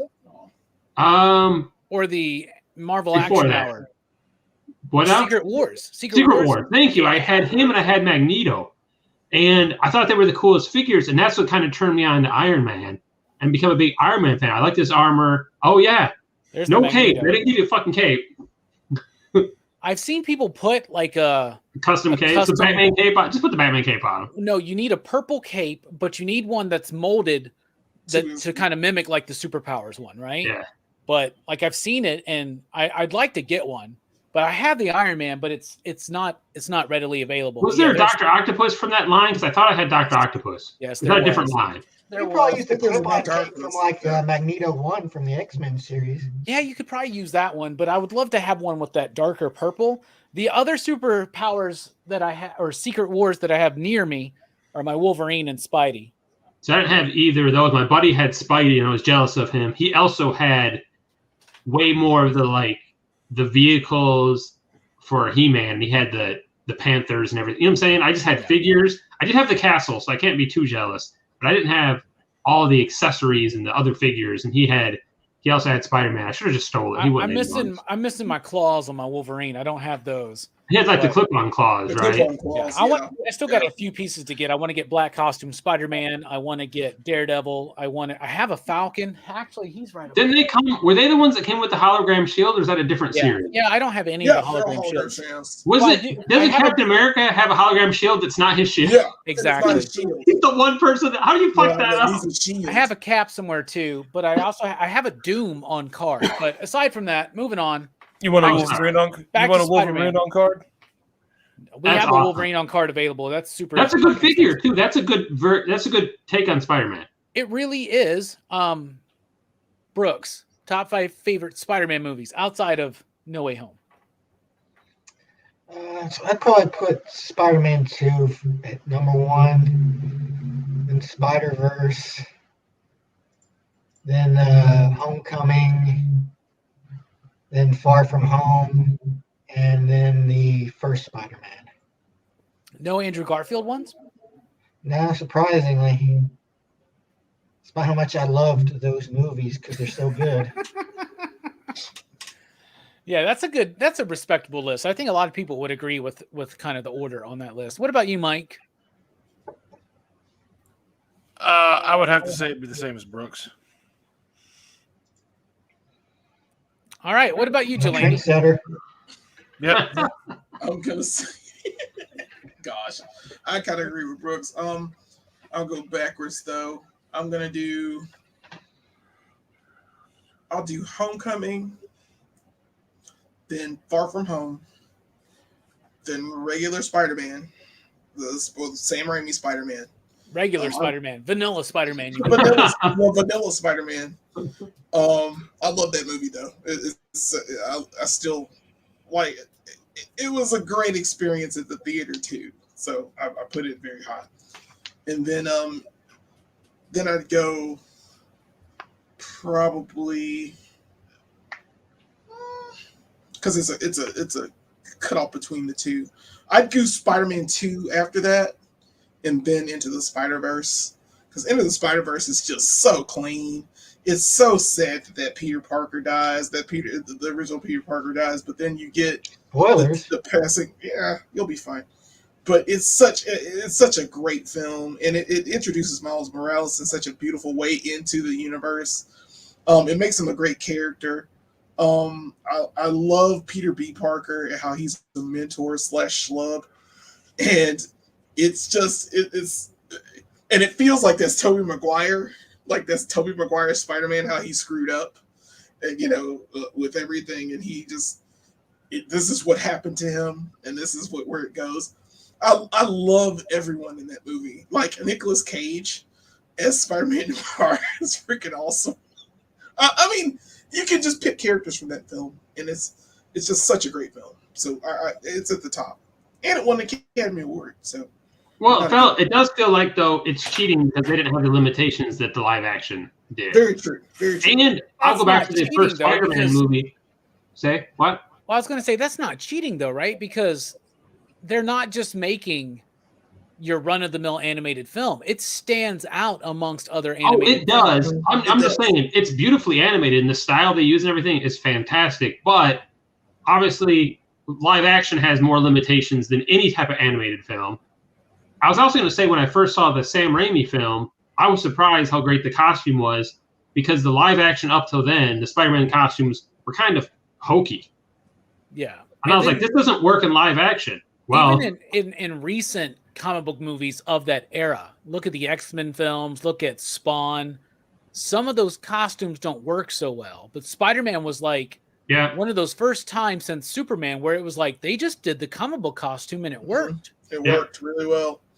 Like all of the costumes, I think throughout all the films, like every film, I think Amazing Spider-Man got the costume like the best. I think. I mean, before you got Basketball Man.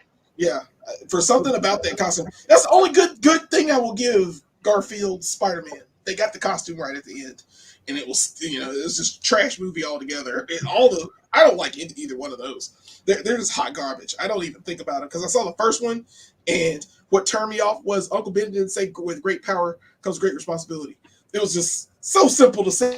That was the thing about that movie that tipped you off? Well, to me, it was the fact that Peter Parker never felt in any of those movies like he took responsibility for anything. He was like a jerky, punky fucking douchebag, man. He was a terrible Peter Parker, but a great Spider-Man. You're right. Yeah. That's the thing. And a lot of it's the script. I don't blame Garfield. You know what made it really good? And what if instead of Garfield, it was Ben Affleck? What a great Spider-Man he would have been. Yeah, that'd be a great Batman. Yeah. Maybe for Earth X. Awesome. We got to make that a reality. And make him extra fat. Let's just make him fat. Like he was as Batman. Let's make him real fat. I'm sorry. I was talking to my homie Blake earlier, and he had never seen the Garfield films, and I told him about how I think it was before Far From Home or Homecoming, one of them where me, Brooks, and Jelani did reviews for all of them, right? Didn't we? Yeah. We did reviews for Was those. John, were you on those? I don't think I was. I don't recall being on. So we redid the 3 Sam Raimis, and then we did the Andrew Garfield ones by Mark Webb, who got his gig strictly because of his name. Oh, yeah. Let's be honest, right? They're like, your last name's Webb, you're in. You're in. You're in. One take. Wait, the web of Spider-Man. Do you want to make it like Harry Potter a little bit? Okay, cool. Okay. Let's I put hated Peter's parents in it. Andrew Garfield's Peter Parker, but I did like his Spider-Man because he did, I think, kind of handle himself well in the role as Spider-Man. He felt like he was a New Yorker, like he was funny. His quips. Yeah, he had way better quips. Toby didn't have enough quips. And that's not Toby's fault. That's the writing. You know what I'm saying? Yeah. And it's because those... He plays a straight Spider-Man. I'll tell you this, though, man. The Sam Raimi ones are, to me, like the Ditko Lee era. They're like the first 20 issues of Spider-Man. Like, that's what Sam Raimi was going for, right? I think he nailed it. But even then, Spider-Man is a little bit quippy. You know what I'm saying? Like, it obviously refines itself, but that was something lacking in the Spider-Man films, but there was more crying and less making jokes and enjoying being Spider-Man, right?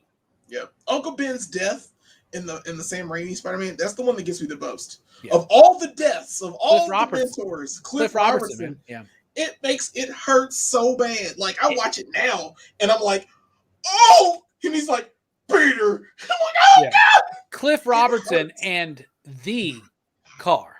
You know what I'm saying? So what car is that, John? The car. What car? What now? I'm sure John would remember the exact car that it is. That they drive. Is it a Buick? The Sam Raimi car? It's like a Yeah, Sam Raimi car. It's a Buick. John, you just don't know this? It's a Delta. I don't remember. It's the car, man. It's a Delta 88. That the Delta 88 banana color car. Ash's car. It's Ash's car, man. Kevin Oh, Costner's Ash's car. Okay. Yeah. I'm sorry. I don't know if you're aware of this, John, but Sam Raimi puts his car in almost all of his movies, bro. Like, come on. Like, surely you're aware. I thought you were more of a Sam Raimi fan than it seems that you are tonight, man. Well, it's also back. It's in You ever tell you about the time the new Ash show it was in. It was Possessed. Did you see that episode? I haven't watched that. They bring the car back. The car's like possessed. It's a pretty awesome episode. It's an Oldsmobile. Yeah, it's an old Delta. It's a Delta 88, but it's an Oldsmobile. It's Delta 88. Yeah. Well, isn't it in Drag Me to Hell? I think it's in Drag Me to Hell. Yes, it's in Drag Me to Hell. It's in For Love of the Game. For Love It's of in the A Game. Simple Plan.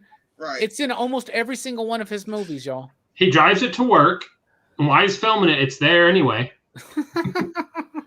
I just like that bit where he's like, this movie was, the first car I had in a movie was this one, and I want to put it in every single one of them.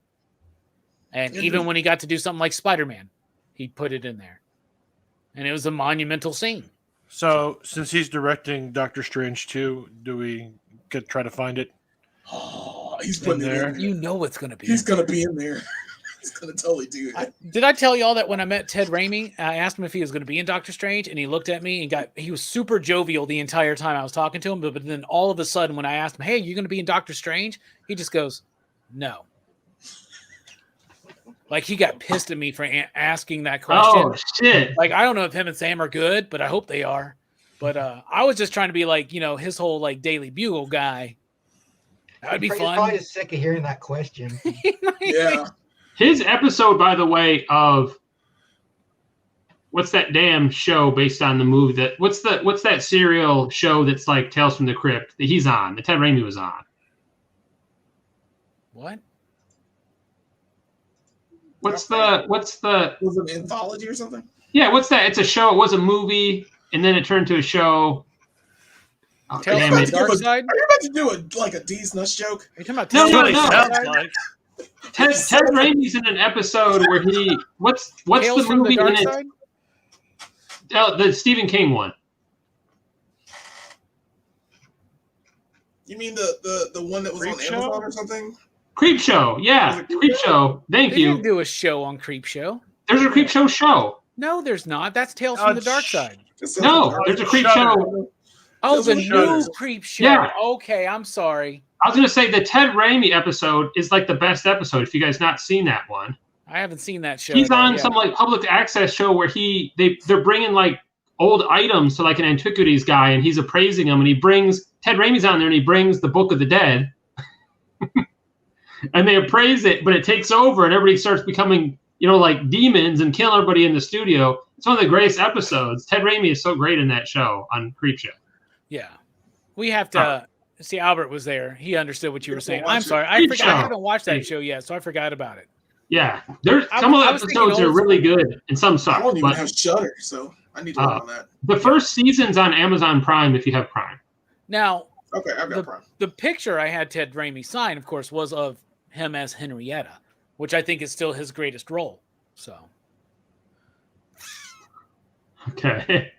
anyway. So, yeah, what's up? You guys see Hawkeye yet? No, is this the final episode? Is there another one? There's There's one one more more. episode. Okay. I don't like I that. got I love this spoiled. episode. This last episode, I loved it, but the reveal at the end was kind of ham-fisted. Like, we didn't really, I don't know. It needed better build-up to what it turned into. I got it spoiled, so I haven't seen it, but I got spoiled who was in it, which I'm happy. But I like the show. I think it's fine. I love Kate Bishop in it. The reveal at the end of the last one. The reveal at the end of the last one, I'm really excited, but there's only one more episode. That's the thing that bums me out. I don't feel like they told a lot of story in its time. I was going to say, if there's only 2 episodes counting this one, I'm going to watch it tonight. And I was like, how are we going to wrap up? Unless they intentionally are going to do another season and they aren't going to wrap it up, or they got to wrap this story up, right? Because you can't air it after Christmas. Right. This is a Christmas tale. They timed it right, and then the Book of Boba Fett's going to drop the week after, right? So they got this shit timed, man. For the most part, they know what they're doing. I'm getting Disney Plus back just for that. Oh yeah, that's great. And he didn't even need Disney Plus. Trust me, I know. Yeah, I resubscribed to it. Nice. Yeah, when Hawkeye came out, I signed back up. I have Disney Plus so that I can watch it as soon. I watched Hawkeye this morning. Wednesday morning, I woke up. First thing I did was watch Hawkeye. Mm-hmm. I watched it before Brooks for the first time. Brooks, I stayed up till 2 a.m. to watch that show. I can't do up at 2 a.m. anyway. I usually go to bed around 3. But usually I can fit in Hawkeye right before bedtime. Brooks is still in his 20s, man. I fucking love that show. I wish I could go back to that. I never transitioned away from my Applebee's schedule from back in the day. Man, I like getting up early and getting things done and then moving about the day and then moving. But I do love just staying up late some nights. You know what I'm saying? And I like there's an energy at night sometimes that I find very creative. So sometimes I miss that. So, here's a good question. Is Kate's Hulk going to fill the shoes? So, anybody? Johnny Case. Brooks, you Brooks, you didn't even read Hulk. Yeah. I think nobody here but read Hulk with me, and I'm not really digging it so far. Oh wow! What issue are they on? 2. Well, is Hulk not immortal? The first 5 issues of Immortal Hulk, which was pretty good. Okay. Yeah, I don't like this one, and I just don't like the concept of it. It's not a. I was talking to a friend of the show, Jim Mint from Jim Mint Collectibles, and I asked him. Jim. We were talking about it, and he said, and he has a good point. He goes, "I'm not digging the direction or the story, but at least it's not boring." Right. And so that's what I'm trying to say. The artwork's good. It's exciting. It's not dull. It doesn't overstay its welcome, but the concept's rather dull. Here's the concept. The real evil is not the Hulk, but Bruce Banner. What an original idea. They've never done that before. That was fucking sarcasm. They literally just did it a couple years ago. Anyway, aside from that, maybe several years ago, but aside from that, so Bruce Banner is now taking control of the Hulk body. The way he's done this is by somehow putting the Hulk personality in a separate part of his mind from his part. Now, but so Hulk is in this wasteland in his mind, and Bruce Banner's in, you ready? A starship. Okay, so Hulk literally has this visor placed on him that Bruce Banner can see through. He's wearing these fucking jetpacks so he can fly, and Bruce Banner, inside of Hulk's head, is piloting Hulk, fueled by the rage, by sending psychological torment to the Hulk in the mental headspace. He's fueling the rage of the Hulk like fuel in a starship, and he's calling him literally Starship Hulk. We built this city. What the fuck, bro? We have now hit the Jefferson Starship fucking era of Donny Cates, man. What is Donny Cates? That concept is so stupid. Wow. I don't know. And he's trying to. He's like, his whole thing is, I'm done with y'all. For the first time ever, Bruce Banner / Hulk decides that he's done with the Marvel Universe and he wants to escape. No, I'm just kidding. They've already stop us now. They've already fucking done that. Anyway. Remember, this is the same guy that brought us Cosmic Ghost Rider. So. But Cosmic Ghost Rider is fun. Yeah. Right? This just feels like, I don't know. I'm just not like there. This could get there. It could, but it's not. Well, it's only 2 issues. You got to wait till at least the 4th or 5th one. 2 issues into Venom, I knew that I was going to love that run. Yeah, it's because it's round. 2 issues into God Country, I knew I was going to love that book. 2 issues into Crossover. 2 issues into Redneck. 2 issues into Baby Teeth. 2 issues into Buzzkill. 2 issues into Thor. 2 issues into... Come on, bro. You want me to keep going? 1 issue of the Killjoys. What was your review on that one? Shut up, man. That's a different time of my life. Well, I thought I'm going to great. keep reading it, bruh. I'm not going to stop reading it. It might be my new Spider-Man. I quit Spider-Man finally, so maybe like Hulk could be my new Spider-Man. Maybe this is the book I'll just hate for the next few years. But I hope it turns the corner. I hope it's good. I hope it tells a great story, because that's what I want my comics to do, especially the big tentpole ones that everybody's buying. I don't like it when people buy comic books that I don't think are good or that I think are taking advantage of them. Books like a lot of what Marvel's doing. I was on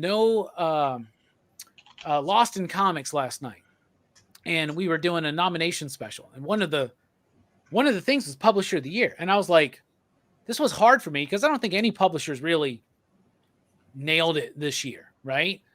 But one that never came into my mind was Marvel. Marvel has had the shittiest year that they have had in probably my lifetime. And I lived through their bankruptcy.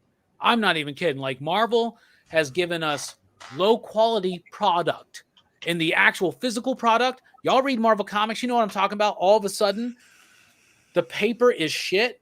You touch it, you breathe on it, and it's like fucking like wilted and shit like that, right?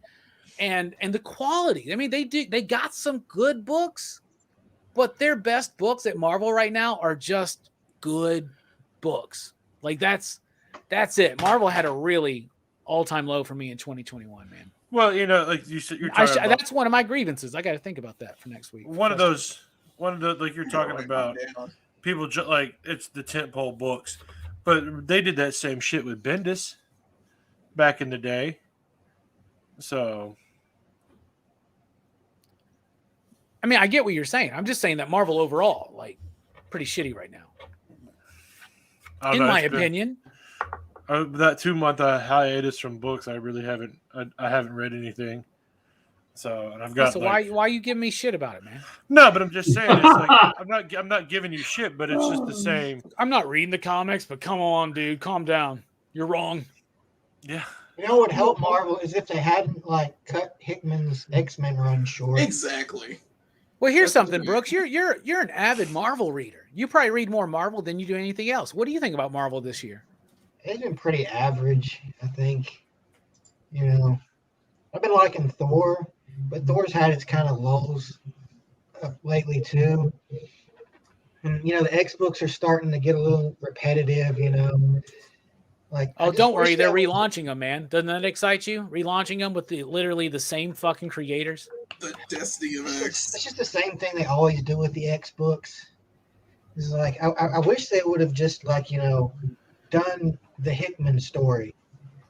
It's like Hickman knows how to do these big, grandiose, long storylines. Like he did it with this Fantastic Four run. Let him do it. Mm-hmm. Like I just don't understand why they won't let him do it. Did you read that last issue of they Inferno want the yet? money. Yes, I've been loving Inferno. Bro, so here's the thing. All those reveals in that last issue of Inferno were supposed to naturally, organically be revealed over the course of his first 12 issues of X-Men. Why couldn't he just do that later? We could have just done that. Because they got a big boost in sales when he started, and they wanted to stay in the world. They didn't want to change it. He wants to go to the next level. He wants to go into Act 2. They want to stay in Act 1 and reformulate Act 2 to be similar to Act 1. Yeah. Which is ridiculous. That last issue of Inferno was amazing, Brooks. Yeah, it's like, Inferno's been so good. And I'm just like, please, let him just like, please, just go to him and say, please, Jonathan, please, just finish your story. We'll let you do whatever you want. Yeah, but they ain't doing it. The guy knows how to deal with like these long, sprawling, epic, you know, storylines like this. And it probably would have been the best. Just got to let him do it. All of them. The biggest problem right now with Marvel and DC for me is that they have downplayed the importance of the creators and have upplayed the importance of the brand. Mm-hmm. That's what's happened. They like, no, we can get. They sometimes fall ass backwards into good creators because they're at the beginning of their careers and they haven't gotten to the level of, say, the page rates of, say, a Grant Morrison, a Neil Gaiman, I mean, let's be honest. There are people out there that have some page rates that they've earned, right? Mm. And you don't want to, even a Scott Snyder, a Greg Capullo talking on the artistic side, right? And also Greg Capullo being an amazing storyteller. He's the one that was like, basically like, Scott, I love you, bruh, but this full script shit's got to go. You got to give me a plot. I'll fucking decide how to tell the story visually. I'm the fucking artist, right? And Scott Snyder, the smartest movies ever made in his career, aside from saying yes to Amazon and a lot of money, he was like, you got it, Greg. It's actually probably easier for me to write like fucking Stan Lee and take all the writing credit. Anyway, did I say that? So, anyway, that being said, Hawkeye's cool. I'm excited. Yeah, I'm excited for Hawkeye. Hawkeye's good. I give every episode of 4 you dig so far. It's pretty decent. It's a solid and show. I'm glad it was a Christmas themed like show. They did time it perfectly. They did do everything they needed to do. Kate Bishop is she's nailing it. I love how this may or may not be Madam Mask. I love that you're setting this stuff up here so that we can understand it for later, for films, hopefully. Hopefully we do get, that big reveal to be in the universe. If Blade doesn't show up in the last episode, this show is dead to me.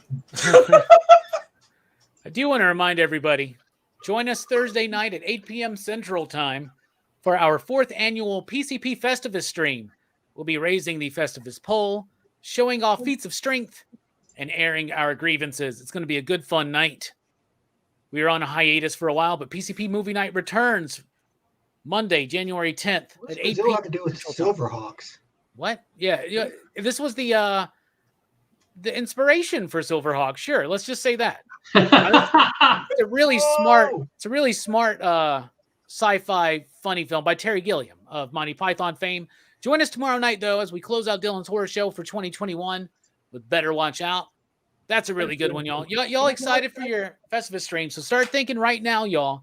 We're going to be talking about your favorite TV show of 2021, your favorite movie of 2021, and your favorite comic book if you've read a comic book this year. And then, of course, airing our grievances, showing feats of strength, which to us we interpret in the PCP way as top 5 pickups of the year. Whether that's a comic book, whether that's a novel, whether it's a motorcycle, whether it's a guitar, whether it's a toy, whether it's a laptop, Blu-ray, a laptop, whatever it is. The top 5 pickups of the year. So we did this last year. Y'all know what's up. But speaking of show and tell, it's time for show and tell tonight, y'all. So let's go ahead and kick it off with our dude live from the carnival in Brazil. It's Mike. Show us what you've got. A bottle of Ting. I found that back. A new Publix is opened up in town, and they're carrying Ting. So it's a nice Jamaican grapefruit soda. It's hard to find. The other thing that might be a feat of strength. I just got another round of Cactus Cooler. So I'll be taking one of those to one of our coworkers that was really interested and wanted to try it. So if you're in the Arizona, California, New Mexico, Nevada area, check that out. I redid the wall, put everything kind of back. Looks nice. I like the Nintendo, bro. Thank you. It was my original. I got a few of the games. Found my Tetris box, or wherever it is, right there. Tetris box and Mario 3 box is back. So, and then let me do this real quick so I can just go. There we go. Where else? I got I don't know where it is. I think it's like right behind me. That I asked the one I asked you if you wanted it. I went ahead and picked up Frankenberry for the figure. Nice. So it's a nice little figure for what it is. It's personally, I think it's a little overpriced for what you're getting, but it's still a nice representation of the monster cereals. So it's got a different head that comes in the nut box right there. So, but yeah, Frankenberry was always my favorite, so this is the one that I started with. Hopefully they do the rest. I got Count Chocula set back. So, and then with all this the talk of Spider-Man, I found my copy of The Amazing Spider-Man. Joy. You got that shit on Ultraviolet? What is that? Yeah. Jeez. Ultraviolet. Yeah. Is that a Mila Jovovich movie? And it's the Target exclusive. So Wow. when you take So out it's crap in Ultraviolet. Well done. There it is. So, but I got the slip. Yeah, Like- nice slip. I got the slip with mine too, brother. Still sucks. I thought Doesn't make that movie good? I thought it was all about collecting the slips, man. Like, My name ain't Dylan, bro. oh, my bad. I guess I need a weird stretch on his channel tomorrow. Are you gonna be on the show tomorrow? I could. I mean, Are you done with show and tell? Sure. What does that mean? Sure. If you got more to show it, bro. I mean, it's all. It's gonna. There it is. It's all back up. So I really just. Nice lights, too, bro. I like it. Thanks. So, did you watch Better Watch Out? No, but I can watch it tonight. I'm I'm sure he gonna. wouldn't mind if you want to join him, man. It's his last show of the year. You haven't been on one, have you? Brooks is going to be on it. He doesn't even know. I I think Steph's going to be there too. If you want to join us, join us. Watch the movie. It's really good. think I watched. Join I us. think I was on one of his. I think I Join was on us. one of his Join us. shows. He can only have 6 people though. He made the mistake one time of having too many. Remember that, Brooks? Exorcist. So we had to do this weird rotation thing where like randomly one of us would just be dropped out. Yeah. It was great though. It was super fun. Speaking of super fun, Hammer Time Whole Shoe. Show and tell. Show us what you've got. And by the way, John, real quick. They've taken 2 of our favorite things, one of my favorite things, one of your favorite things, and combined them into a comic book together starting in March of 2022. They're finally doing a book called Godzilla versus the Mighty Morphin Power Rangers. I don't know if you're aware of that, but I'll sub you up if you want it. That sounds awesome. Damn it! I said it before you could say it when I was muted. And that's got me intrigued. I don't give a shit about Power Rangers. Yeah. I saw that like last night. Somebody, isn't it? So it's Boom and IDW working together, I guess. Yeah, IDW's got the Godzilla license, and And then Boom's Boom- got the Power Rangers. Power Rangers. So I thought that was weird. I don't know if they work together a lot, but I'm interested to see. Godzilla versus.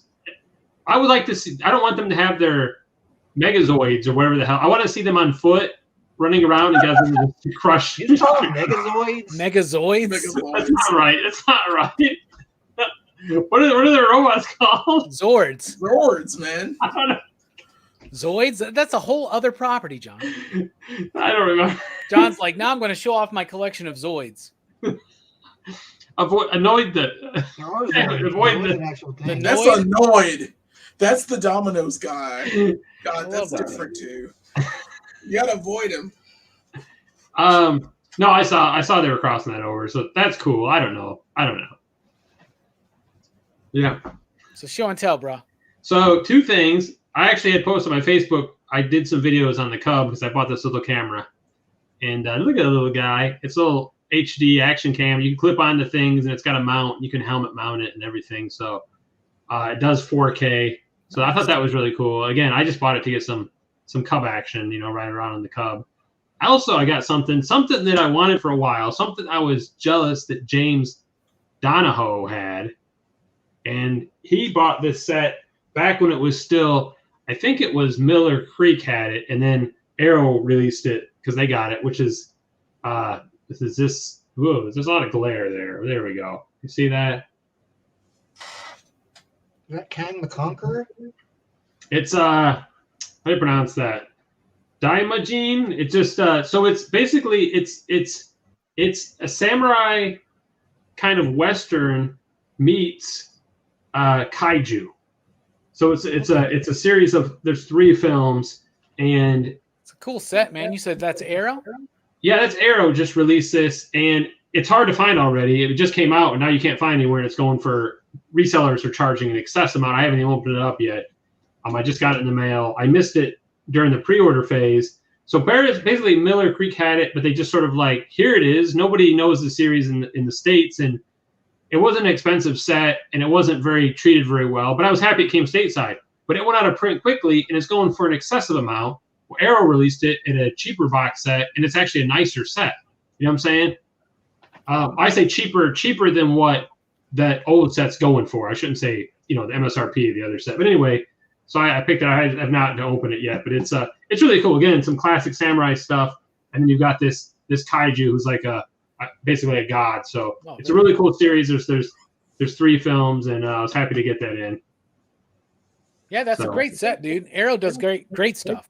Yeah. I just announced they're doing a 4K of RoboCop. Oh, really? Yes, sir. In Add the that Steelbook, to I believe. your collection of your RoboCop stuff. What's that? Add that to your RoboCop collection. I don't have 4K stuff. Okay, then don't ask. All right, next up for show and tell will be where's the cursor? Me. All right. Here's my copy of Scrooged.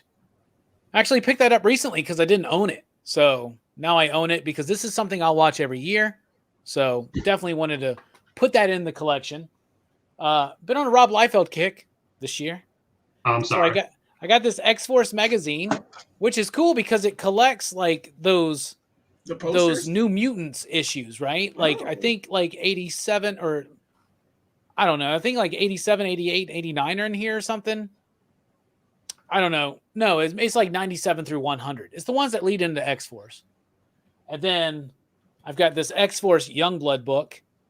And this is all fodder for like Marvel in the 90s and Marvel in the 80s type shit, right? But yeah. Yeah, look at that. All right. Going back to the 90s, the Image Cats. I've got this book, The World versus Todd McFarlane. So this is about all his lawsuits, like from Neil Gaiman and Tony Twist and all that kind of shit. So that's kind of fascinating to me. So I really want to get into that. Speaking of Todd McFarlane, Jay Strick got me this for Christmas. He got me the Spider-Man by Todd McFarlane omnibus. Nice. So I have the Amazing Spider-Man omnibus with Todd McFarlane and David Michelini. And now I got the companion piece, which this is, the solo series that he did. Really cool. Very excited to have that. I got this in from Dynamic Forces / Dynamite Entertainment. We had friend of the show, Mia from Animia Cosplay on the channel a couple times this year. And I got in her Vampirella. Sent me a copy of this Vampirella cover that she did. So that's cool. And I got some action figures. Got a Human Torch on card from the Marvel Superheroes line. I already have one loose, but now I got one on card. Very close to completing that collection, as well as the addition of the Spider Tracer. He's got the Spider Tracker right there. This was the first Spider-Man figure I bought in this line, and I remember being so annoyed that this was hanging from fishing line on his arm that I cut it. Can you believe that? But I'm glad to have it again on card. And this is one of my favorite pickups of the year, because one of my favorite X-Men characters comes solely from the animated series. Morph! I'll avenge you, X-Men. I swear it. I love this figure. I want to open it, but I also want to have it on card. So I guess I got to hunt down another one because I love the gimmick of having the different heads. He's got a Wolverine head. He's got a Psych head, which is really cool to put the Cyclops head on this body because that's the typical X costume from that 90s. You don't see Cyclops wearing it, but he has the evil morph head.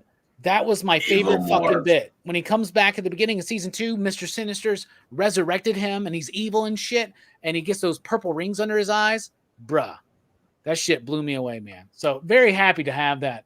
I want to open it, so I have to get another one. But yeah, Jay Strake, thank you so much. That's my first Christmas present I got this year. And it's awesome. It's Spider-Man 1 through 14 and issue 16 because McFarlane didn't do issue 15. And then X-Force number 4, which is the crossover. If you remember that turned over that way. I don't think 4 is right. Is that issue number 4? Yeah, it's number 4. Yeah. Yeah, that's right. Image happened. Then Todd McFarlane retired. Liefeld's run on X-Force was pretty short, really. Well, it did go a little bit longer because Image was almost ready, but Todd was done. Like he retired from comics for like a year, maybe year and a half or something there before he came back with Spawn. So anyway, so yeah, that's that. And then we're going to wrap up Show and Tell with, of course, Jelani Xavier Cross. Show us what you've got. All right. I got some carded stuff. I'll start out with these mini cards, which I love now. The Amazing Spider-Man black costume. I got it from Hasbro Pulse. It was a surprise setup. I really love that figure. I didn't know these were made by Kenner, but I get these for the card backs. They're pretty sweet. And then the same day, I got the 2-pack. It was Wolverine and Jean Grey, or Phoenix. And that's a pretty decent box for the 2-pack. But they're like holofoil, so they're pretty cool. I'll show you the X-Men version. Yeah, put your fucking phone on silent, man. How long you been doing this? How unprofessional. Shut up. That's 11:11, man. Make a wish. But that is the You had an alarm for 11:11? Yeah, because I was going to do something later. And I was like, why not 11:11? Nice. That's so fucking right. So, yeah, I love the holo card back. It's pretty awesome. Super fan of it. And then, of course, Jean Grey, the Phoenix. I really like this figure. I don't know why I like these little tiny figures, but I just love the card backs too. They're just so clean. And Unpunched. I like how they came in box Unpunched. Next, to round off my weird stretches of things from last week, was the first part of it.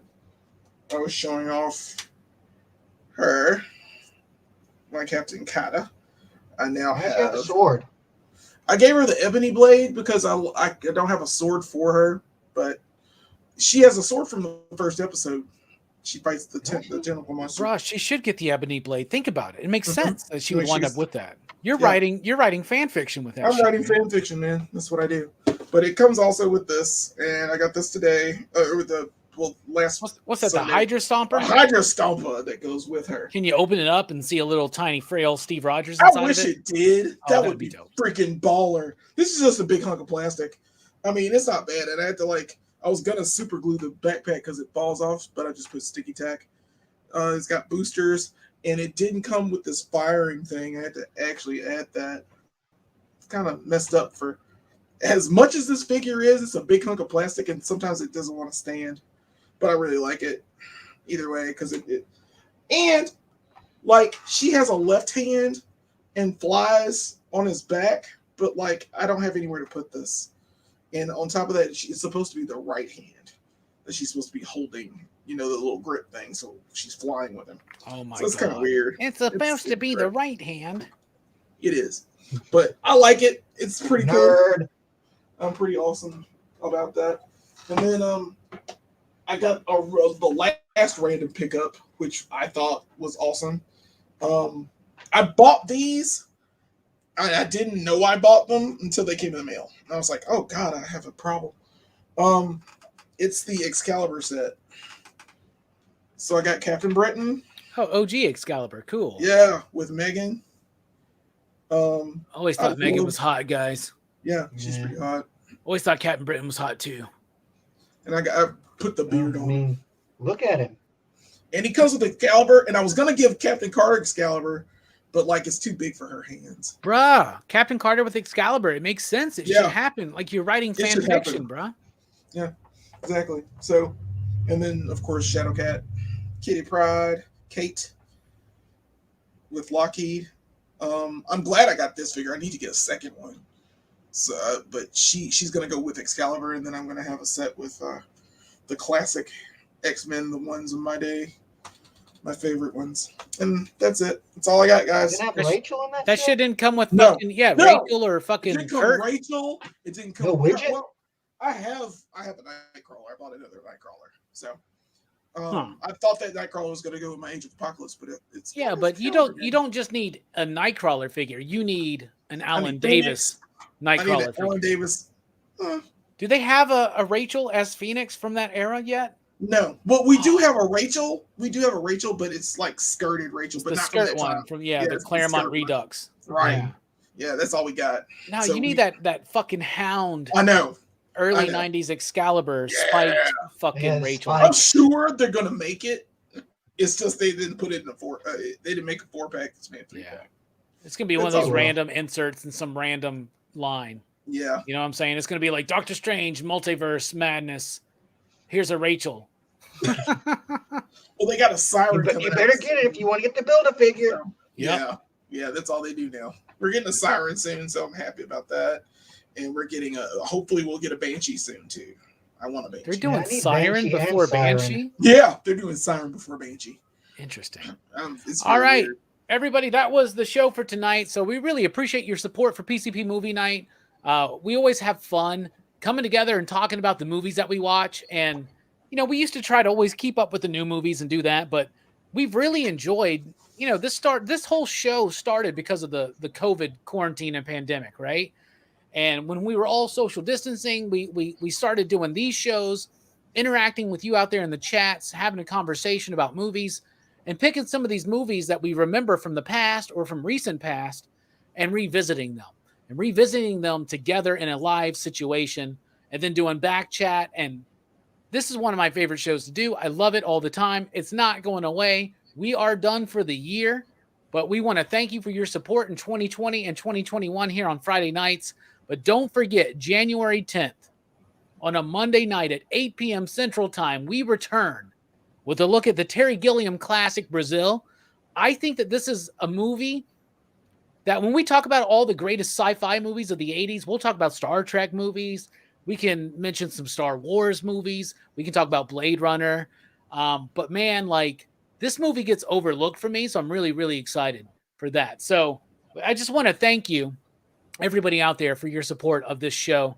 It's a smaller audience in our larger audience here at PCP, but I feel like we're all family, and that's why it was appropriate enough that we did Fast and Furious this year. Anyway, Jelani, final thoughts for PCP Movie Night of the year. Yeah, thanks guys for watching us, the ones that are here. We'll be back on Mondays, so you'll have time to watch us more now. So hopefully we grow. If we don't, whatever. We're gonna keep doing this show. Yeah, man, we're gonna keep doing this, man. Because you guys are great. The show's doing good. The show's doing good. We have the show's doing great. That's not what we're saying. I'm just saying it's not the biggest thing that we do, but we don't care. This is one of my favorite things to do, though. Yeah. Yeah, this is good times, man, and I like doing it. I enjoy talking with you guys. Actually, getting movies that we haven't watched in ages and talking about them. It's fantastic. I hope we can do this more often in 2022. We are. So let's just keep going with this positive trend, man. And always, God bless us, everyone. Y'all have heard the lineup. Y'all know we're doing Brazil. Patrons know what the first 2 months are. Y'all know what the first 3 months are. It's going to be a good time for PCP Movie Night in 2022, y'all. We're doing some bad movies. We're doing some really good movies, and we're doing everything in between. I'm really excited. John, thank you for being here, man. It's always fun, an extra fun movie night when you join us. Final thoughts.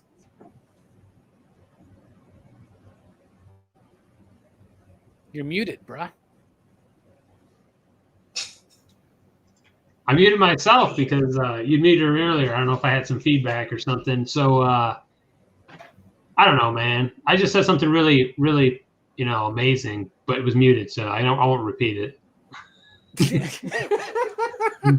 I said something probably life-changing to the people watching the show, but I was muted, so. Well, I love it when you're on the show with us, man. Me and you talk about movies. We go back years doing this shit, man, and it's one of the foundations of this entire PCP operation, and I always enjoy it when you're here, bro.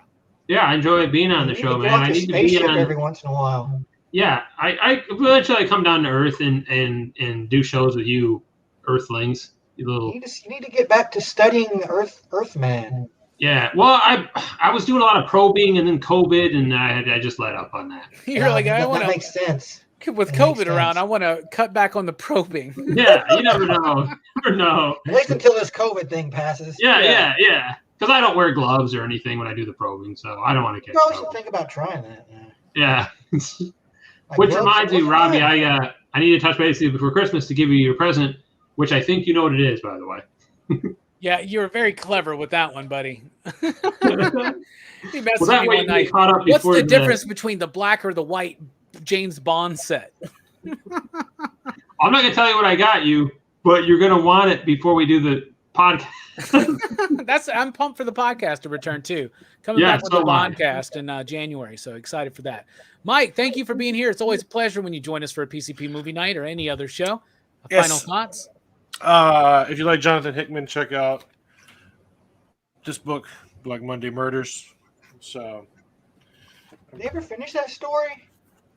They've announced that the last few issues are being worked on, and they will release them in 2022 once they are all complete. Oh, okay. Because I noticed that book kind of like just disappeared. It did. But It's coming back though. It's he like had to what? do his- What? It's only like 3 or 4 more issues or something like that. So he had to do his X-Men stuff, so it's coming back now that he's not doing X-Men. Oh, I think the artist So- has some issues too. But anyway, yeah, Black Monday Sure. Murders, great book. Yeah, thanks for having me. It's always fun. Looking forward to 2022. I don't know how many I will be able to be on in the first 4 months, but I'll try to do my best to pop in when I can. Well, you've already confirmed that you're going to be on Beastmaster. Oh shit, I just let that one slip. When is that one? Is that January or February? January. Because it's March, April is the ones that I might, iffy on yet.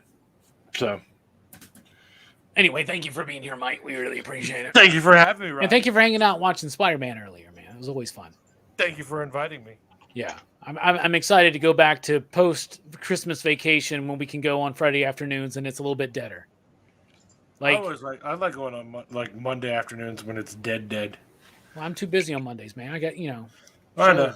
got PCP movie night on Mondays now. I used to do Starting free movie Monday. That's my thing. There you go. What about you, Brooks, man? Thank you for being here, man. You've been a treat joining Yeah. us for these movie reviews, I man. try. Hope you've had fun throughout the year. We've really covered some good movies. We'll recollect on it a little bit on Thursday night on the Festivus stream. But Brooks, any final thoughts? Just happy holidays. And Happy holidays. get into the Christmas spirit. Let the spirit wash over you. Give in to the Christmas spirit and be happy. Very nicely put. I feel like the only way I can top that is to go, think of your fellow man, lend him a helping hand. What's up, Jelani? put a little love in your heart. Yeah, you see it's getting late. Oh, please don't hesitate. Put a little love in your heart. And the world will be what? The world will be a better place. Feed me, in the Seymour. world. Feed me. Y'all, put a little love in